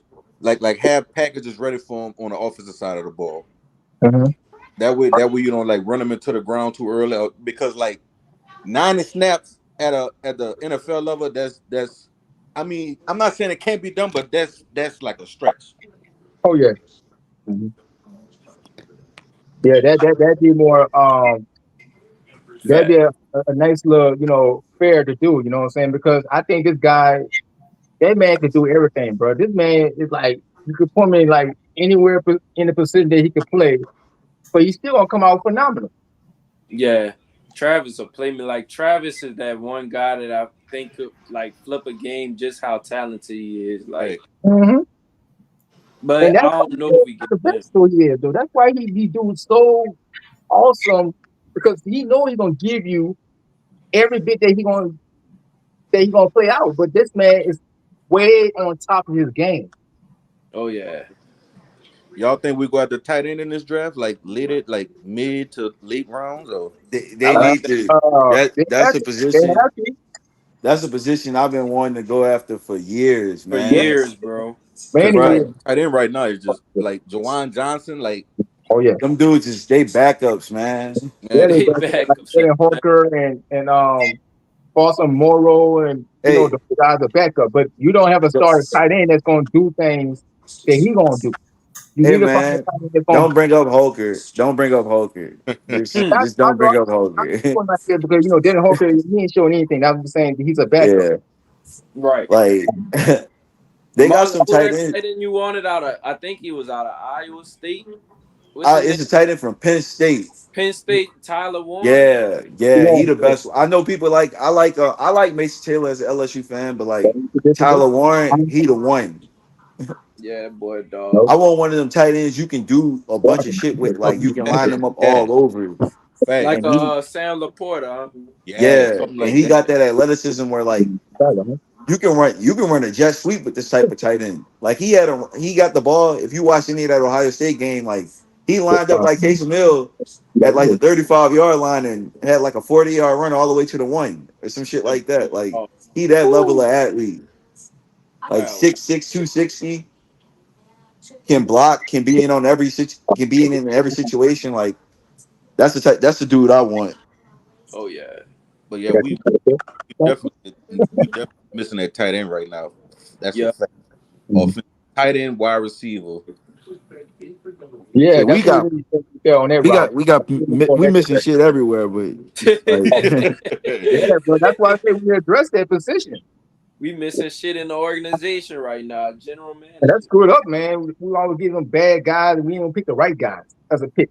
Nick Saldivera, that was a oh Lord. Oh, you Oh, right. that was a garbage WD. ass pick. I had never Oh, seen from the jump, bro. Man, Nick this nigga Saban, W. been in the league, what, 4 years now? And damn, like Yeah, WD. You right, and he bro. didn't do a damn thing. He ain't do it. nothing. Damn. What the hell was they thinking drafting these dudes, bro? And they say he was the best interior O line of And that the draft. crack pipe. Seriously? and he was the best guy available. They wanted him at the top. They wanted him at the end of round 3, and got him Mm-hmm. at the bottom. Like, Bottom. Right. In the late third round. Come Damn. on, man. That was a wasted pick right there. Boy, I tell you, bro, that's why I say you can't see how guys when you pick in the draft in each round, you gotta know for a fact that you don't know who the guy's gonna be day one starter or they're gonna just be where they're gonna deserve to get the opportunity to be in the game or not. Right. Yeah. And another thing you need to stop doing, why is they drafting quarterbacks late in like round 5 and I don't down? know, bro. I don't know, man. That got me with my head scratching on me though, bro. My head spinning around like I don't have no clue about why they did that. Come on, man. Like for real, for real. That could have been another D tackle or something, or, you know what I'm saying? Or maybe a fullback or a punter or something like that. You get Yeah. it on the What round Jake Hayner was picked up in? What, the third or the fourth round? fourth round. Come on, man. That's what I'm talking about, bro. Come on. I mean, I understand why they did it for depth purposes, but I would rather get at least like a veteran. You know what I'm saying? And that's why they got Spencer Rattler in the fifth round. Hmm. Yep. Come on, man. Y'all think Derek Carr officially throws hospital balls? And what do y'all think about Michael Thomas rant? Mike T was right. Oh Mike, yeah. you're absolutely correct, though, bro. That's why they ran him out of New Orleans. He was calling him out on this shit. And that's what I Michael mean, Thomas said. Michael Thomas said some real nice things about what he said on Twitter about Derek Carr. Right. Derek Carr is too risky and rusty. And he cannot put the ball in the right spot, though. He is causing too many confusion with the ball, and he don't know how to put the ball in the way for the players to make the play. Right. I don't know if y'all remember that Vikings game last year, but when Derek Carr threw Mike T that hospital ball and Mike T got popped across the middle, yeah, I think that's what did it. I Yeah. think that's what did it. And I Mike Mm-hmm. think T that was like, man, ball. Oh, go ahead, Marv. oh, you got it. No, finish what you were saying. That I was just saying, yeah, like I think that was the closing point right there. Yeah, I Mhm. think that ball. I think the two concussions Olave took with Derek Carr was like hospital balls. The one like that was the right throw to make yesterday or 2 days ago, but like you supposed to protect the receiver. Like you throwing the ball where he Mhm. wide open to get hit. And like it Yeah, was a dirty play. That dude should be suspended because he got all them flags on it. Like Mhm. Wood should be suspended for the hit. But like you exposed him completely. yep, Right. That hit last year against Atlanta, like bro, that play against Atlanta, he had AJ Terrell beat by 4 yards. There's Forehead. no way that dude should have to jump up for the ball on the sideline like that. If you throw it, we talking about like a 75-yard touchdown. Like Put it you on the throw the money. ball so bad that like bro gets slammed on his head. Come on, man. that's And He been you taking crazy, a bro. lot of he been taking a lot of bad hits too. yeah, and why did Derek Carr throw the damn ball all crooked to Chris Olave? He got to reach for his hand and he can't get to a tip on his fingers. This dude gotta go. That man got to go, bro. I'm serious. That man getting on He my got nerves, to man. That man don't know what the hell he's doing with the ball. He's holding the ball too damn long. That is causing problems with Derek Carr. That Yep, man don't know how to make things easy for himself. He made things hard. And that's why yep. you put on that $150 million contract. I know this is a little off topic, but when we played Kansas City, that Mhm. first drive we got the ball, we moving the ball good. Mm-hmm. He forced the ball to double coverage to And for Shaheed. interception. Shaheed. Yep. You right. Olave didn't have anybody within 10 yards. The closest player to him was a linebacker. That Huh. man could have split that. It could have possibly been a touchdown, 20 yards at least. I'm Man, like, what the hell is this man doing? That's when that, I started to see, like, I see what people say about Derek Carr now. You know what I'm saying? Yeah, see, he that's what bad. I'm saying, though, Yeah, bro. he And that's sucked. why I said this is exactly why I'm having a difficult with Derek Carr. Ever since he came here, we don't know what we're gonna get in Derek Carr, good or bad. Well, you see the same all over again. This Right. man is causing mistakes. He's the main reason throwing turnovers, not going to progressions, not going and seeing the stare down, not see his check downs. What he do? Stand in the pocket too long, hold the ball. What are you gonna do with the ball? You gonna get rid of it, or you just gonna hold it? And I think players are out on Derek Carr too. Like you seen, like even Colin Saunders trash ass. He was saying, "Let me play QB," so the locker room not like fully on Derek Carr. They don't like him. Already. That was going back to when Eric McCoy was like screaming at him Right. last Oh, year. he was fussing his That was ass with the Derek Carr, that boy. that was Right. his year. That was the year like he like literally lost the whole team after he kept blaming and oh yeah. It Yeah, was that was the after game that. against that was last season against Jacksonville. Jacksonville, yep. That was the breaking point right there. And then Eric Carr was fussing and keep fussing at Derek Carr. And Derek Carr like, all right, calm down, bro. Like, what do you mean calm down for? And Hmm. that's why the people, the fans were booing the hell out of Derek Carr in that damn game Thursday night. Yeah, Exactly. that was a Thursday night game. Yep, it was. And then For you the see the whole fans world to see. saying, we need a new quarterback in the game. Well, that's why I say you can't tell Derek Carr gonna do his job or he gonna do things wrong. For the whole world to see. We got 17 people in the chat right now. It's 2 o'clock in the morning. Thanks for rocking out with me, man. If y'all got any liquor up in the house, man, take a shot for your boy. We celebrating the end of Dennis Allen's tenure with New Orleans. No more chopping wood. No more keep doing what you're doing. No more got things to clean up. If y'all got anything to smoke, man, put it in the air. We smoking on that D8 pack, man. Yes, sir. New Orleans, happy New Orleans Saints, November the 4th day, man. We had March the 28th, thanks to Tom Brady. That felt like a Super Bowl to us. And now we got November the 4th, thanks to Bryce Young. That felt like a playoff win also to us. Whichever one you like. We got Justin Cash up in here with another question. He says, where do y'all think Latimore ends up? I, Um, I I think Latimore, he too big of a player for them to just to give up. let him go. You know what I'm saying? Yeah, I think he ends up on the Chiefs. I think it's between the Chiefs, Um, Commanders, and like I think it's he definitely getting traded in the next like 13 hours. yeah, about 12 and a half hours till now. Because about in the morning time, we're gonna see a notification that Latimore got traded to a team that want him dearly. Now I heard earlier in the year that Houston was calling. Y'all think he end up in Houston? Nah, Nah. Houston issues go way beyond the corner, but they can use him for sure. But Yeah, but can you say Houston issues is that interior offensive line, like Nate quarterback getting killed. Like he ain't solving that, so he Man, ain't going there. 8 times. I'm like, but can Latimore stay healthy though? Because you been having injuries back and forth. That's the thing, but this is why you gotta trade him to kind of like a But some Kansas City. Because he been hurt again, like he hurt before last season, and he hurt this season a couple weeks ago to the I'm not last gonna lie, I don't think game. Lattimore hurt like that. facts, I think Lattimore trying to get the fuck out the Saints. facts, Yeah, I facts. think, yeah, I think that way that if the team want Lattimore, that means we're gonna give up though. Because I've been hearing rumors saying that him and Da ain't really got along.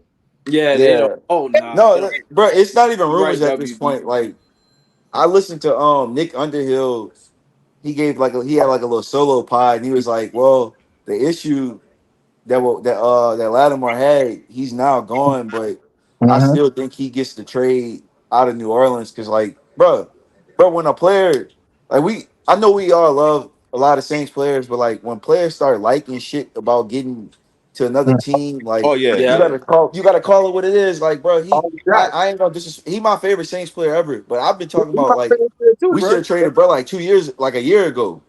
But because I just recognized that it was over for the Saints to compete long term. But Mhm. like, Right. I'm not about to get up like niggas gonna be crying like, man, I can't believe we traded Latimore when they do it tomorrow. But like, Yeah. shit, it's a sign. It's something that need to be done. Mm-hmm. Just gotta get everything out of the way. But I just think the odds with Latimore is though, I just don't like seeing him get injured. But he's still a talented cornerback. But he's the best cornerback in the NFL. We know what he can do. We can do. He ain't the best cornerback in the league, bro. No, not in the league. But I'm saying he's the best in the NFL. What do But y'all not in the league though. But he's still the top corner. But I just don't see like the injuries that's holding him out when he get hurt over and over. But the way that he had injured the hamstring he been dealing with last year, and then he got hurt hamstring again. Last But year wasn't a hamstring injury though. This is the first year that it's been. That is a hamstring injury. yeah, it was a Like hamstring. last year was a high ankle sprain off of Yeah, like a yeah, but Brian, but but he got rolled up on by a D tackle, bro. Like if you get rolled up on by a D tackle, like your ankle going sprain. yeah, it's gonna sprain him. It's gonna painful and everything. But when he got hurt in training camp with a hip flexor, you I think remember that? last year he got Bro, hurt. he wasn't hurt. Dude, he wasn't hurt when he was in training camp. That nigga No, he wasn't got hurt, hurt. bro. He got hurt in the He Seattle did game. in training camp. He had a hip flexor because I heard. I know he had a hip flexor, but that he milked the shit out that injury. That's what I'm saying. Yeah, Like but I he's know. trying to get out of New Orleans.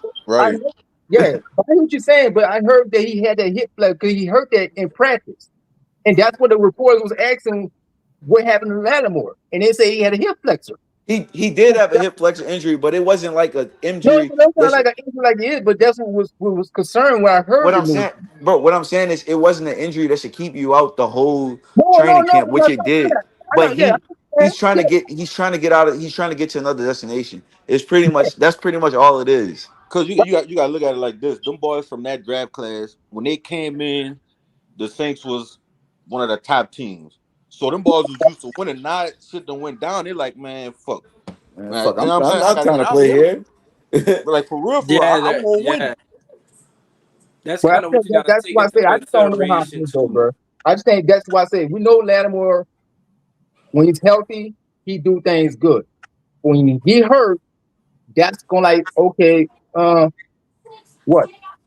So that's say if they're gonna trade Lattimore, but what Denzel Allen said they're not gonna trade Lattimore. That's what Denzel Allen was saying. But when Lattimore talked to the media, he said he don't want to get traded. But now we heard all the rumors, his name came up. Now the question is, if the Saints gonna do trade Lattimore? Dog, That's my a player always gonna take the high road in the media. Like they never gonna be like what Facts. I'm they saying not right gonna be like trade me or I'm not showing up. Like they not. there. This not the Mhm. NBA, bro. No, it's not the professional basketball or hockey or baseball or soccer. It's just a freaking professional league that sports and that we like the most of it. But you know Th- what players gonna say, oh, I'm gonna opt out. I might get traded or I don't want to get traded. Or you're gonna let me go or you're gonna give me what I deserve. But see, a Right. lot of those talks going behind doors in the media. Everybody gonna keep it like professional and Yeah, like they're gonna treat it as a Yeah, he project. not like, bro. The one thing about Lattimore is what I respect is he didn't do the Michael Thomas shit. Like you No, right. can't air everything out on social media. no. Like Lattimore, the one reason and like Lattimore is gonna play through injuries this year. He probably not Mhm, gonna do it with the Saints because he don't have no more guaranteed money on his contract after this year. So he no. actually planned for money. Mhm, So him getting traded to the Chiefs, you plan for money and a Super Bowl. Like with the Saints, you just like you plan to potentially be a free agent next year because he not in a long term plan. So I Right. do think he getting traded. Right. Yeah, Yeah. but yeah, he gonna get traded. But I just think that the way that this happened though, players that you know that you're gonna see guys gonna leave out and you're gonna keep guys in. But the phrase that you don't know who that you're gonna trade between one player to another player. But it's like I I said, mean, it's a toss up, bro. It's a toss up anyway between Latimore and other guys. But we know that Latimore's first name came up instead. That's why I just think that they go ahead and trade him right now and get out the way. I mean, Yeah, but he one of the that only really tradable players on the team. Like, Right, I, yeah. and I know it's a dead cap hit and all that, Oh, and you better. dead money, but like, he one of the only persons. He one of the only people with dead money that you Oh, can get yeah. something good for. So you got to Exactly. do it. You You got to gotta do it. do it. You got to pull the trigger. to me, I think the writing was on the wall when we drafted Oh, Kool-Aid. You know what I'm saying? Like Oh I yeah. think all the rumors from last year when we drafted Kool-Aid, it's like, all right, you go from one it's gonna round to happen, the but next. when? You know what I'm saying? Exactly. I Yeah. think that was the writing on the wall. I think like them drafting Alante and all that, like they've been preparing for Preparing kind for of this, like right? that. Oh yeah. Oh yeah. Yeah. I Boy, give him Like that. trust Yeah, the I'll way give him they that. treat the cornerback position, that's how I wish they treated wide receiver. You can't me. just draft Yeah. you Yes, bro, you yes, can't just yes, draft yes, Chris Olave and then be yes. like, all right, I'm not gonna draft no other wide receivers, like or no other pass catch, like no wide receivers or tight ends. Like that's how I wish they treated that, but like the Wide Saints be late receiver. on everything, bro. Right. Mm-hmm. Yeah, Wide because receiver remember, high value too. Go oh yeah, ahead. and that's how you have the value because when you have the guys like Chris Olave and Rashid Shaheed and those two guys that's gonna do tremendous because that's your two playmakers right there. But now Chris Olave is the number one wide receiver though. But now you got to add more talent. You got to You add more talent did. on I the think you they offense. need did. you I need think a you need a You got to big do body it that could take some of those hits across the middle. Yes, You know what I'm yes, saying? yes, Brad. Yes. I think they That's Like did. exactly. you ain't oh you got They them all. I think they did it big. I think they did that because they were confident in Rashid Shaheed being a number two. Mm-hmm. We drafted Alante Taylor. We knew we was trading seeded Deuce, and when we drafted Kool-Aid, we knew it's a possibility we might trade Marshawn Latimore. So Mm-hmm. I think that's how we got to just DB at the I DB plus DB is Dennis Allen, specialty. Right. I don't think Shaheed should be a two on any team. If Shaheed is a two, you gotta have an elite tight end. Elite tight end. That's a number one tight end. Like you gotta have Right. we Right. gotta have like a George Kittle S type player. If Bingo. Shaheed is your two, Bingo. Tyler Warren, but I bet we gonna draft some dude from goddamn Kansas State or some shit. That's Mm-hmm. If we don't dude, draft them, do you think we could get the Raiders tight end? Oh, you talking Renfro? Michael Mayer, Yeah, dude, Michael Mayer ain't play at all this season. Like he been he out said, for personal issues. yeah, Yeah. That he man said got a lot of issues. he got what? Look, he y'all got talking a about that lot of off Michael the Mayer, field right? shit going on. Yeah, he got a lot of shit going on. That's what I say. Man, look, I just think we need to do is get a number one tight end, like I said, Tyler Warren, Yep. guy right there. You need another wide receiver as number three behind Chris Olave and Rashid Shaheed Yep. because you drafted Bud Means, but he's not the guy that we don't want to be that he's supposed to be, but he ain't. So you got to find a number three wide receiver in the draft. So Yep. anywhere the Saints need to go one option to another. They go anywhere direction. They make the pick they're gonna be picking in the top draft. All I'm saying is like this: the Saints need to nail this draft next year. Yeah. The They good got thing Yeah, about yeah. where we at, the you good thing cannot about where we at is no wrong answer. Of no course we answer want at all. somebody. You got to nail the draft for 2025, man. Yeah, of course we Point want taken. somebody with a name. Like we don't want just one Mm-hmm. nobody from Timbuktu. But there's no No, wrong answer because we need so much. Now, me personally, I want somebody on the offensive side of the ball. But mm-hmm. it's no wrong answer. But we've been going for 3 hours right now, man. Happy November 4th. I'm gonna get ready to end a stream soon. It's 2:10 in the morning, man. If y'all Yeah. got anything y'all want smoke, put it in the air right now. We smoking on Dennis Allen Pack. Y'all got any It's shots? my Y'all got girl, any man. up in It's the taking that. house? Go ahead on and take a shot before y'all go to sleep and take a shot with your boy right now, man. If you like the Yeah. show, go Hey, ahead on and hit the I like go button. about If 5 in the you're morning. if you're not subscribed, go ahead on it and subscribe, man. But I'm gonna let y'all close out the show, man, one by one. Y'all give y'all final thoughts on the everything that we talked about and everything we talked about the future and the new era and things of that nature. Fire Dennis Allen. Happy November 4th to all y'all and everybody in the chat. But I'm gonna let y'all go ahead on the end it out with y'all final thoughts, man, one by one. All right, I'm gonna go first. No, just like I said, today was a good day. November 4th gonna be remembered. I just look at it as hopefully this is a start of like the teardown to eventually, get us back towards being a good organization. If they do this right and we get lucky and hit, maybe we can be back in contention by like 2027, late 2027, early 2028. Like, right, it's a God, process, man. damn, you But just yeah. Debbie Downer everything like 2027, 2028. Nigga, you trying It's to hear like, this shit? it's like two. But but we gotta trust the process, man. It's like Philly, but we gonna do it the right way. I got you, bro. But that's all, man. But appreciate you. Thank you for letting me be on. All right, Marlon, thanks for dropping them gems, man. Happy November 4th. All right. Yep. Happy November 4th, y'all. Shout out to y'all, man. Shout out to everybody in the chat that came through. We witnessed a long, miserable 3 years, bro. A long 3 miserable years. I'm not gonna tell y'all it's gonna get better anytime soon, but I will tell y'all, man, we could at least wear our Saints gear, knowing that this loser is out of our organization. For the future, man, just pray that they hit, man. Just pray that they do everything right they gotta do. Brighter days are here. That's all I got. Who that, baby? Feel good to say who that again. All right, I'm gonna go ahead and speak my piece. Happy November 4th to everybody out there. You know what I'm saying?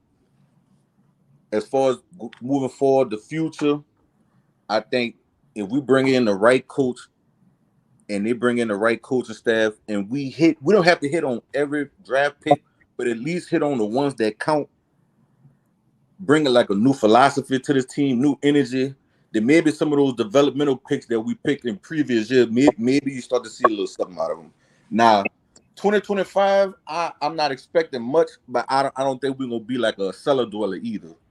You know what I'm saying? I do think if we bring the right people in and we make those right picks in this next year, then we won't have to wait 3-4 years down the line. We probably could see a little something late next year, possibly, and going into 2026. But that's all I gotta say, bro. Appreciate you for letting me on here. This is my first time ever seeing your channel. You got a new subscriber, bro. All right, who this is right here?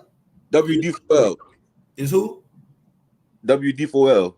Well, all right, man. Thanks for coming into the show, man. Hopefully you subscribe and check out the content in the future, man. And happy November 4th to you, my brother.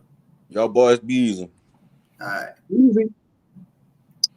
Okay, well, let me get the floor right here for tonight. Shout out to all my Who Dat Nation, the family, the members. My day was so good that we got Denzel out of here. I'm so honored and great that he's fired, and I'm happy that we're going to move on from him and look forward to a bright future and make some change and make some moves and looking forward to the next season in 2025 and hope that we can get what we do to be as a team that we could be and get things back on track and focus on get some guys that's going to make our team more produce and succeed and deliver, and we can get this thing on the dollar line. So that's my words right there. Shout out to all y'all who that for life, and appreciate me having on the game show. All right, man. You're welcome back anytime. For sure, bro. Appreciate it. All right, that's it. You already went, Justin? Justin? Justin probably done got drunk and fell asleep, or then smoked and fell asleep, or just fell asleep, period, bro. It's been a long day, man. Everybody been up, everybody been celebrating, everybody been cooking. My final thoughts, man. I didn't drunk all my drink right now, man. I'd have been on some vodka tonight. I don't really smoke. I damn sure would have put something in the L, smoking on that Dennis Allen pack tonight, man. I feel so good. I feel so relieved. When it comes to the future of this team, it's so exciting. It's so exciting to go into the future of the unknown, because what if we hit?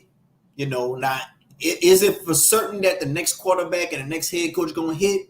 I don't know, but one thing I do know is Derek Carr and Dennis Allen wasn't going to win anything of significance with this team. Whether you think it was for injuries that stopped that or not, I just don't believe in them. I don't believe in them. I really believe that those first 2 weeks we caught the Carolina Panthers, which is the worst team in the league, giving up the most points per game defensively. We caught the Dallas Cowboys. They have problems stopping this offense that we have. Not to mention, you add a Taysom Hill to this type of offense that we run, it's even more problems for them. They have problems with stopping the run. So you got to Taysom Hill. You got to Alvin Kamara.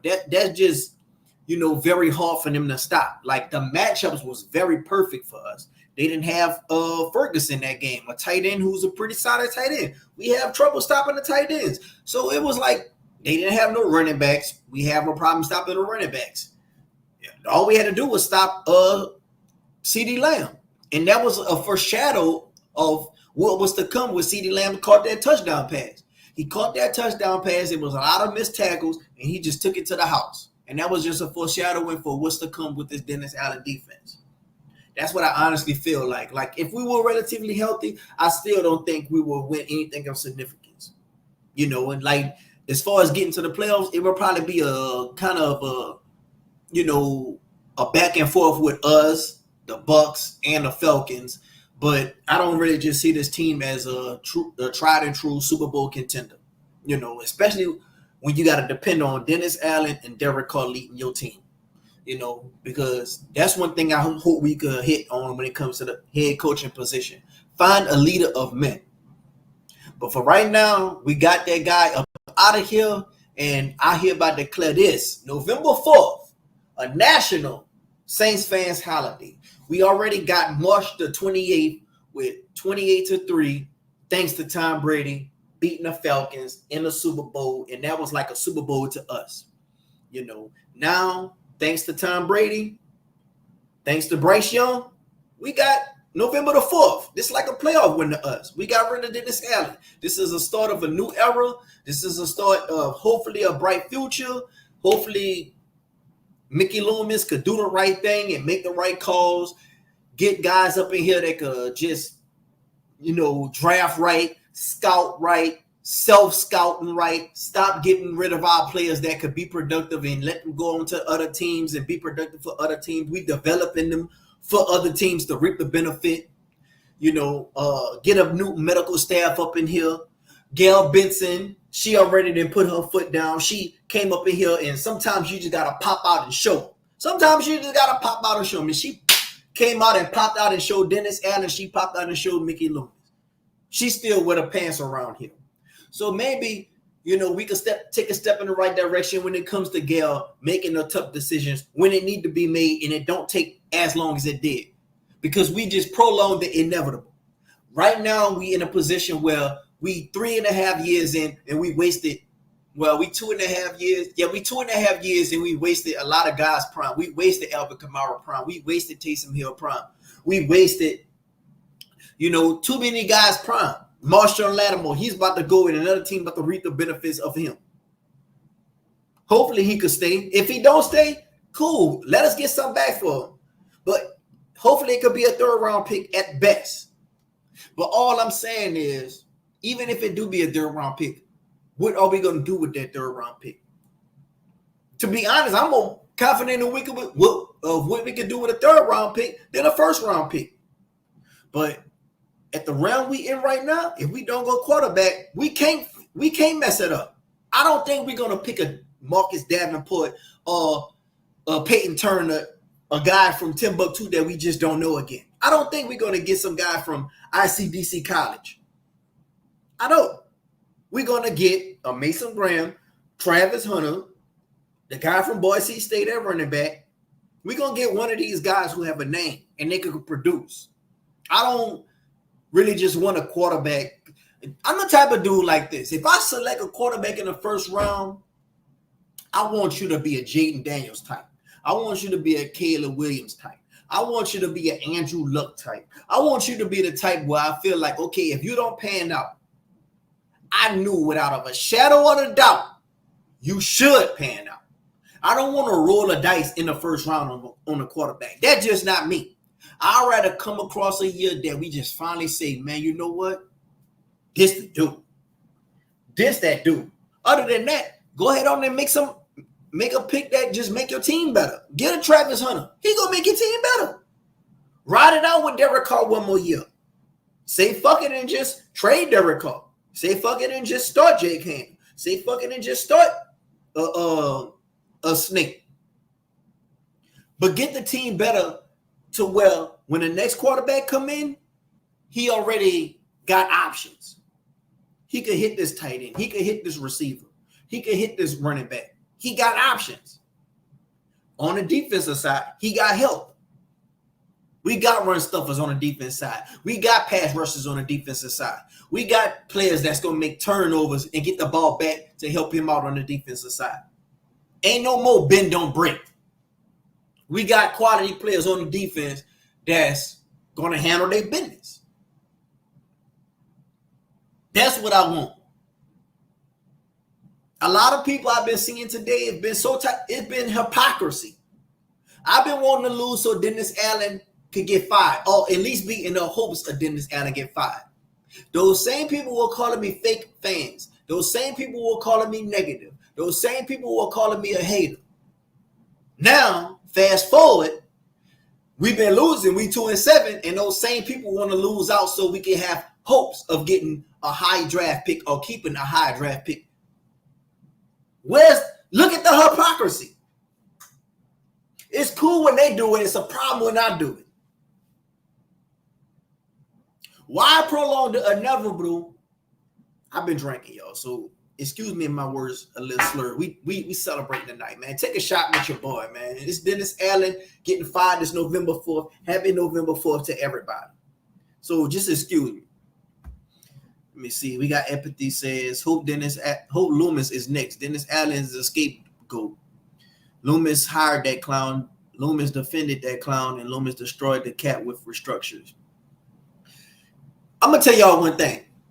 Even if we get another head coach, another quarterback, it's still going to be some stuff that we got to really just take a while to get things fixed. We're going to have to take a while to get the cap refixed. We're going to take a while to find a right medical staff. We're going to take a while to might find a good scout. Because I don't know if Jeff Allen ain't going to be back here. It's going to take a while to get everything in order and get everything, dot our I's and cross our T's. It's going to take a while probably. But ain't you excited, though? Ain't you excited? If it's two doors, one door you're going to have crackers to eat. But door number 2, it's a possibility of steak to eat. You're going to have crackers or possibility of steak. When you go through door number 2, that's all I'm saying. So firing this Allen is a step in the right direction. Is it going to be an overnight success? I don't think so. But it's a step in the right direction, and it's exciting with the unknown because you don't know what's going to happen. Dennis Allen and Derek Carr, we know what's going to happen, especially if you're dealing with adversity, which every team going to have to deal with throughout the season. If you're going into a season and you say, well, if this guy wasn't hurt, and if that guy wasn't hurt, we would have been better off. You don't think every team could say that shit? You don't think the Philadelphia Eagles was wishing that A.J. Brown ain't get hurt? You don't think the 49ers was wishing that McCaffrey get hurt? And that's just the guys we know. That's just the guys we know. We know McCaffrey. We know A.J. Brown. We don't know those other guys.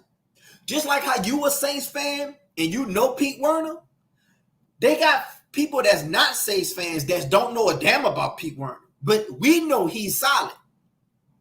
But they got guys on that's average Saints fans. When they think about the Saints, they don't think about Pete Werner. They think about Alvin Kamara, Chris Olave. They think about the big stars. They don't think about everybody else that can contribute.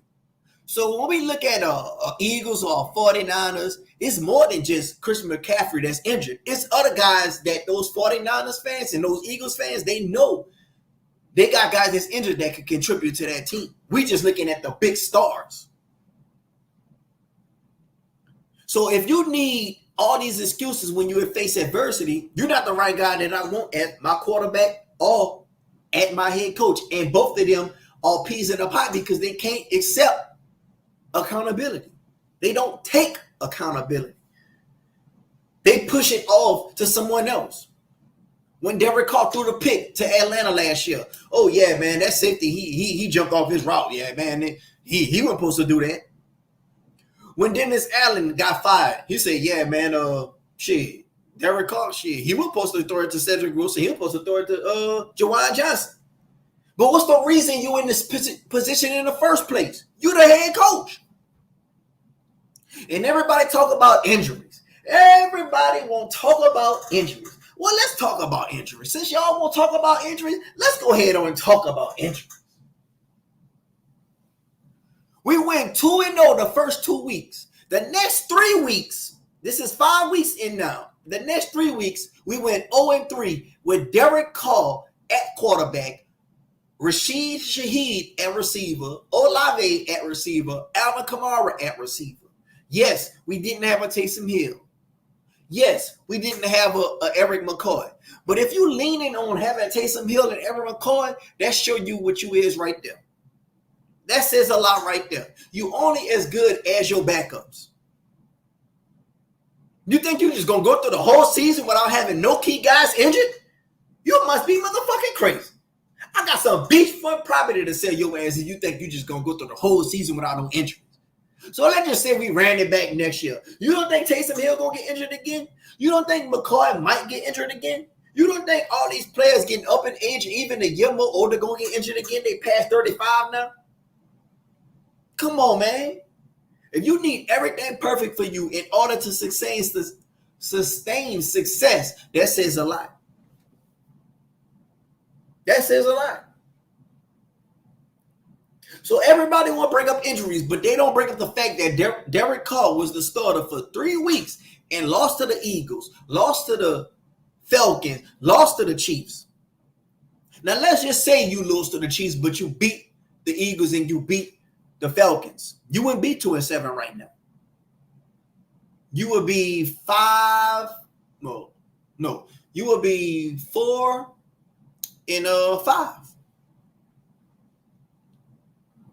With a chance to go play the Panthers, with a chance to go play the Falcons, he could be at 500. 5-5 after 10 weeks. But you blew that opportunity. You blew it. So I don't want to hear about all these injuries when you had your starting quarterback with enough weapons to go win these games, but you win 0-3.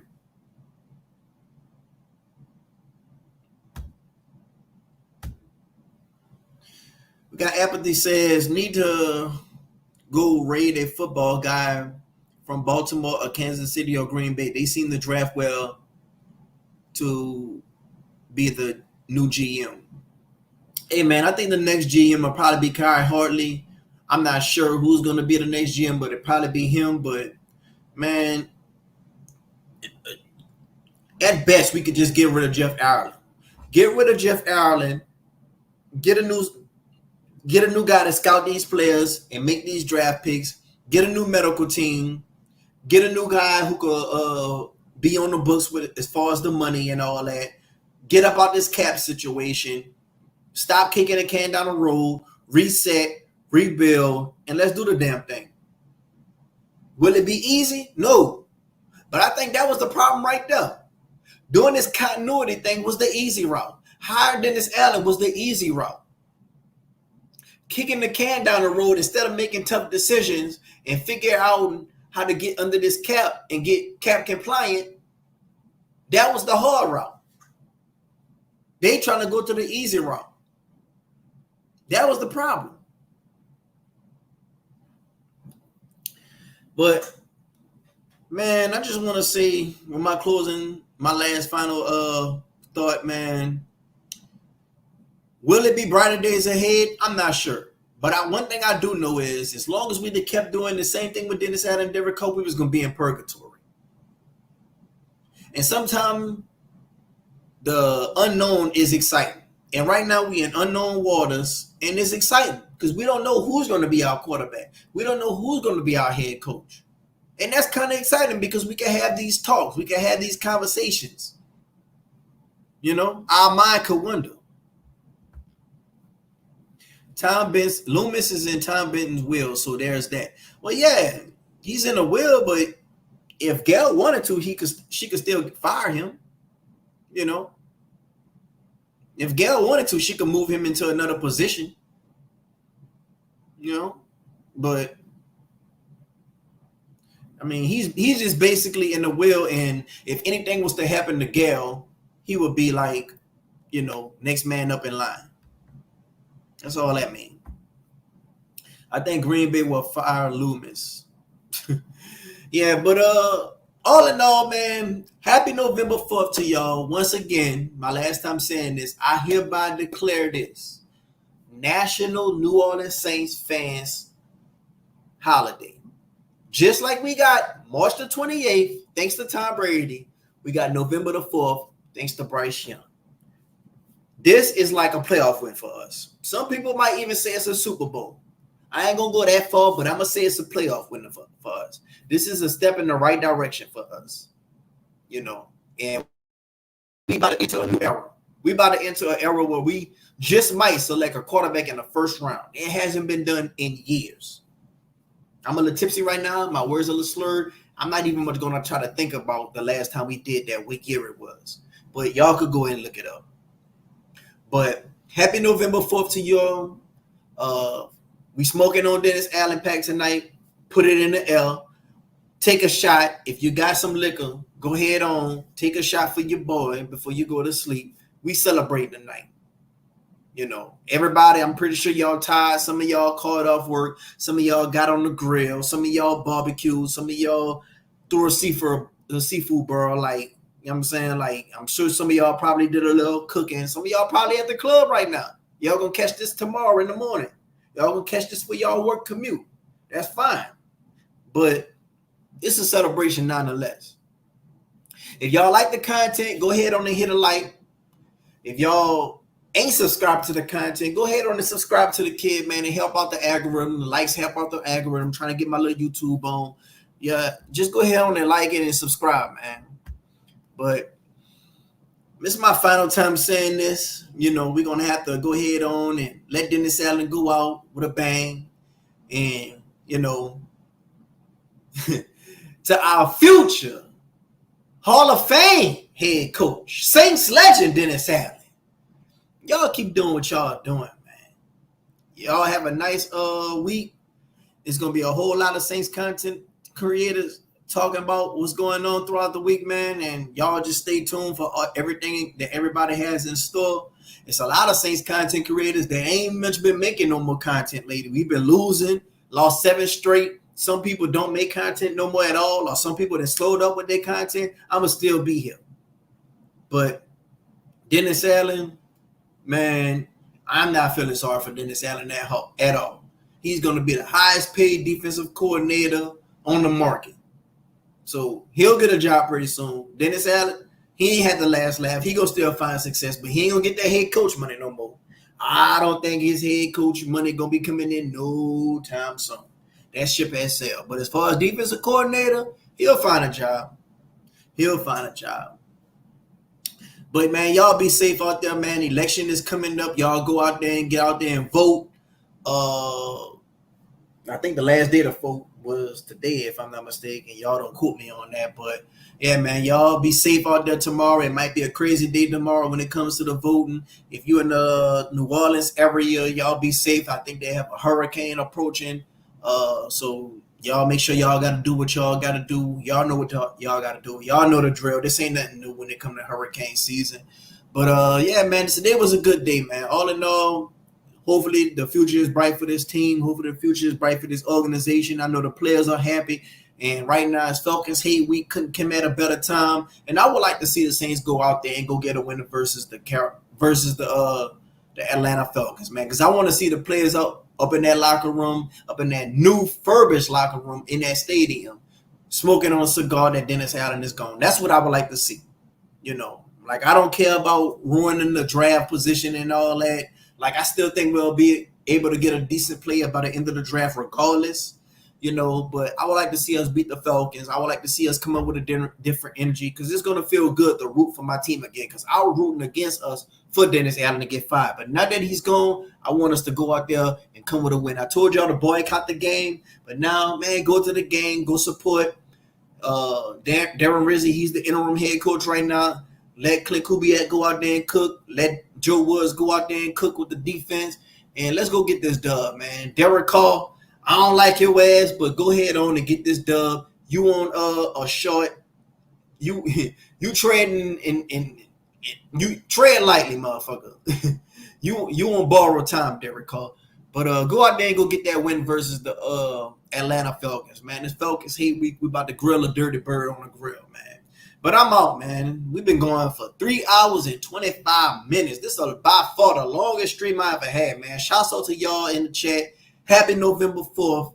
And who that, man? I'm out.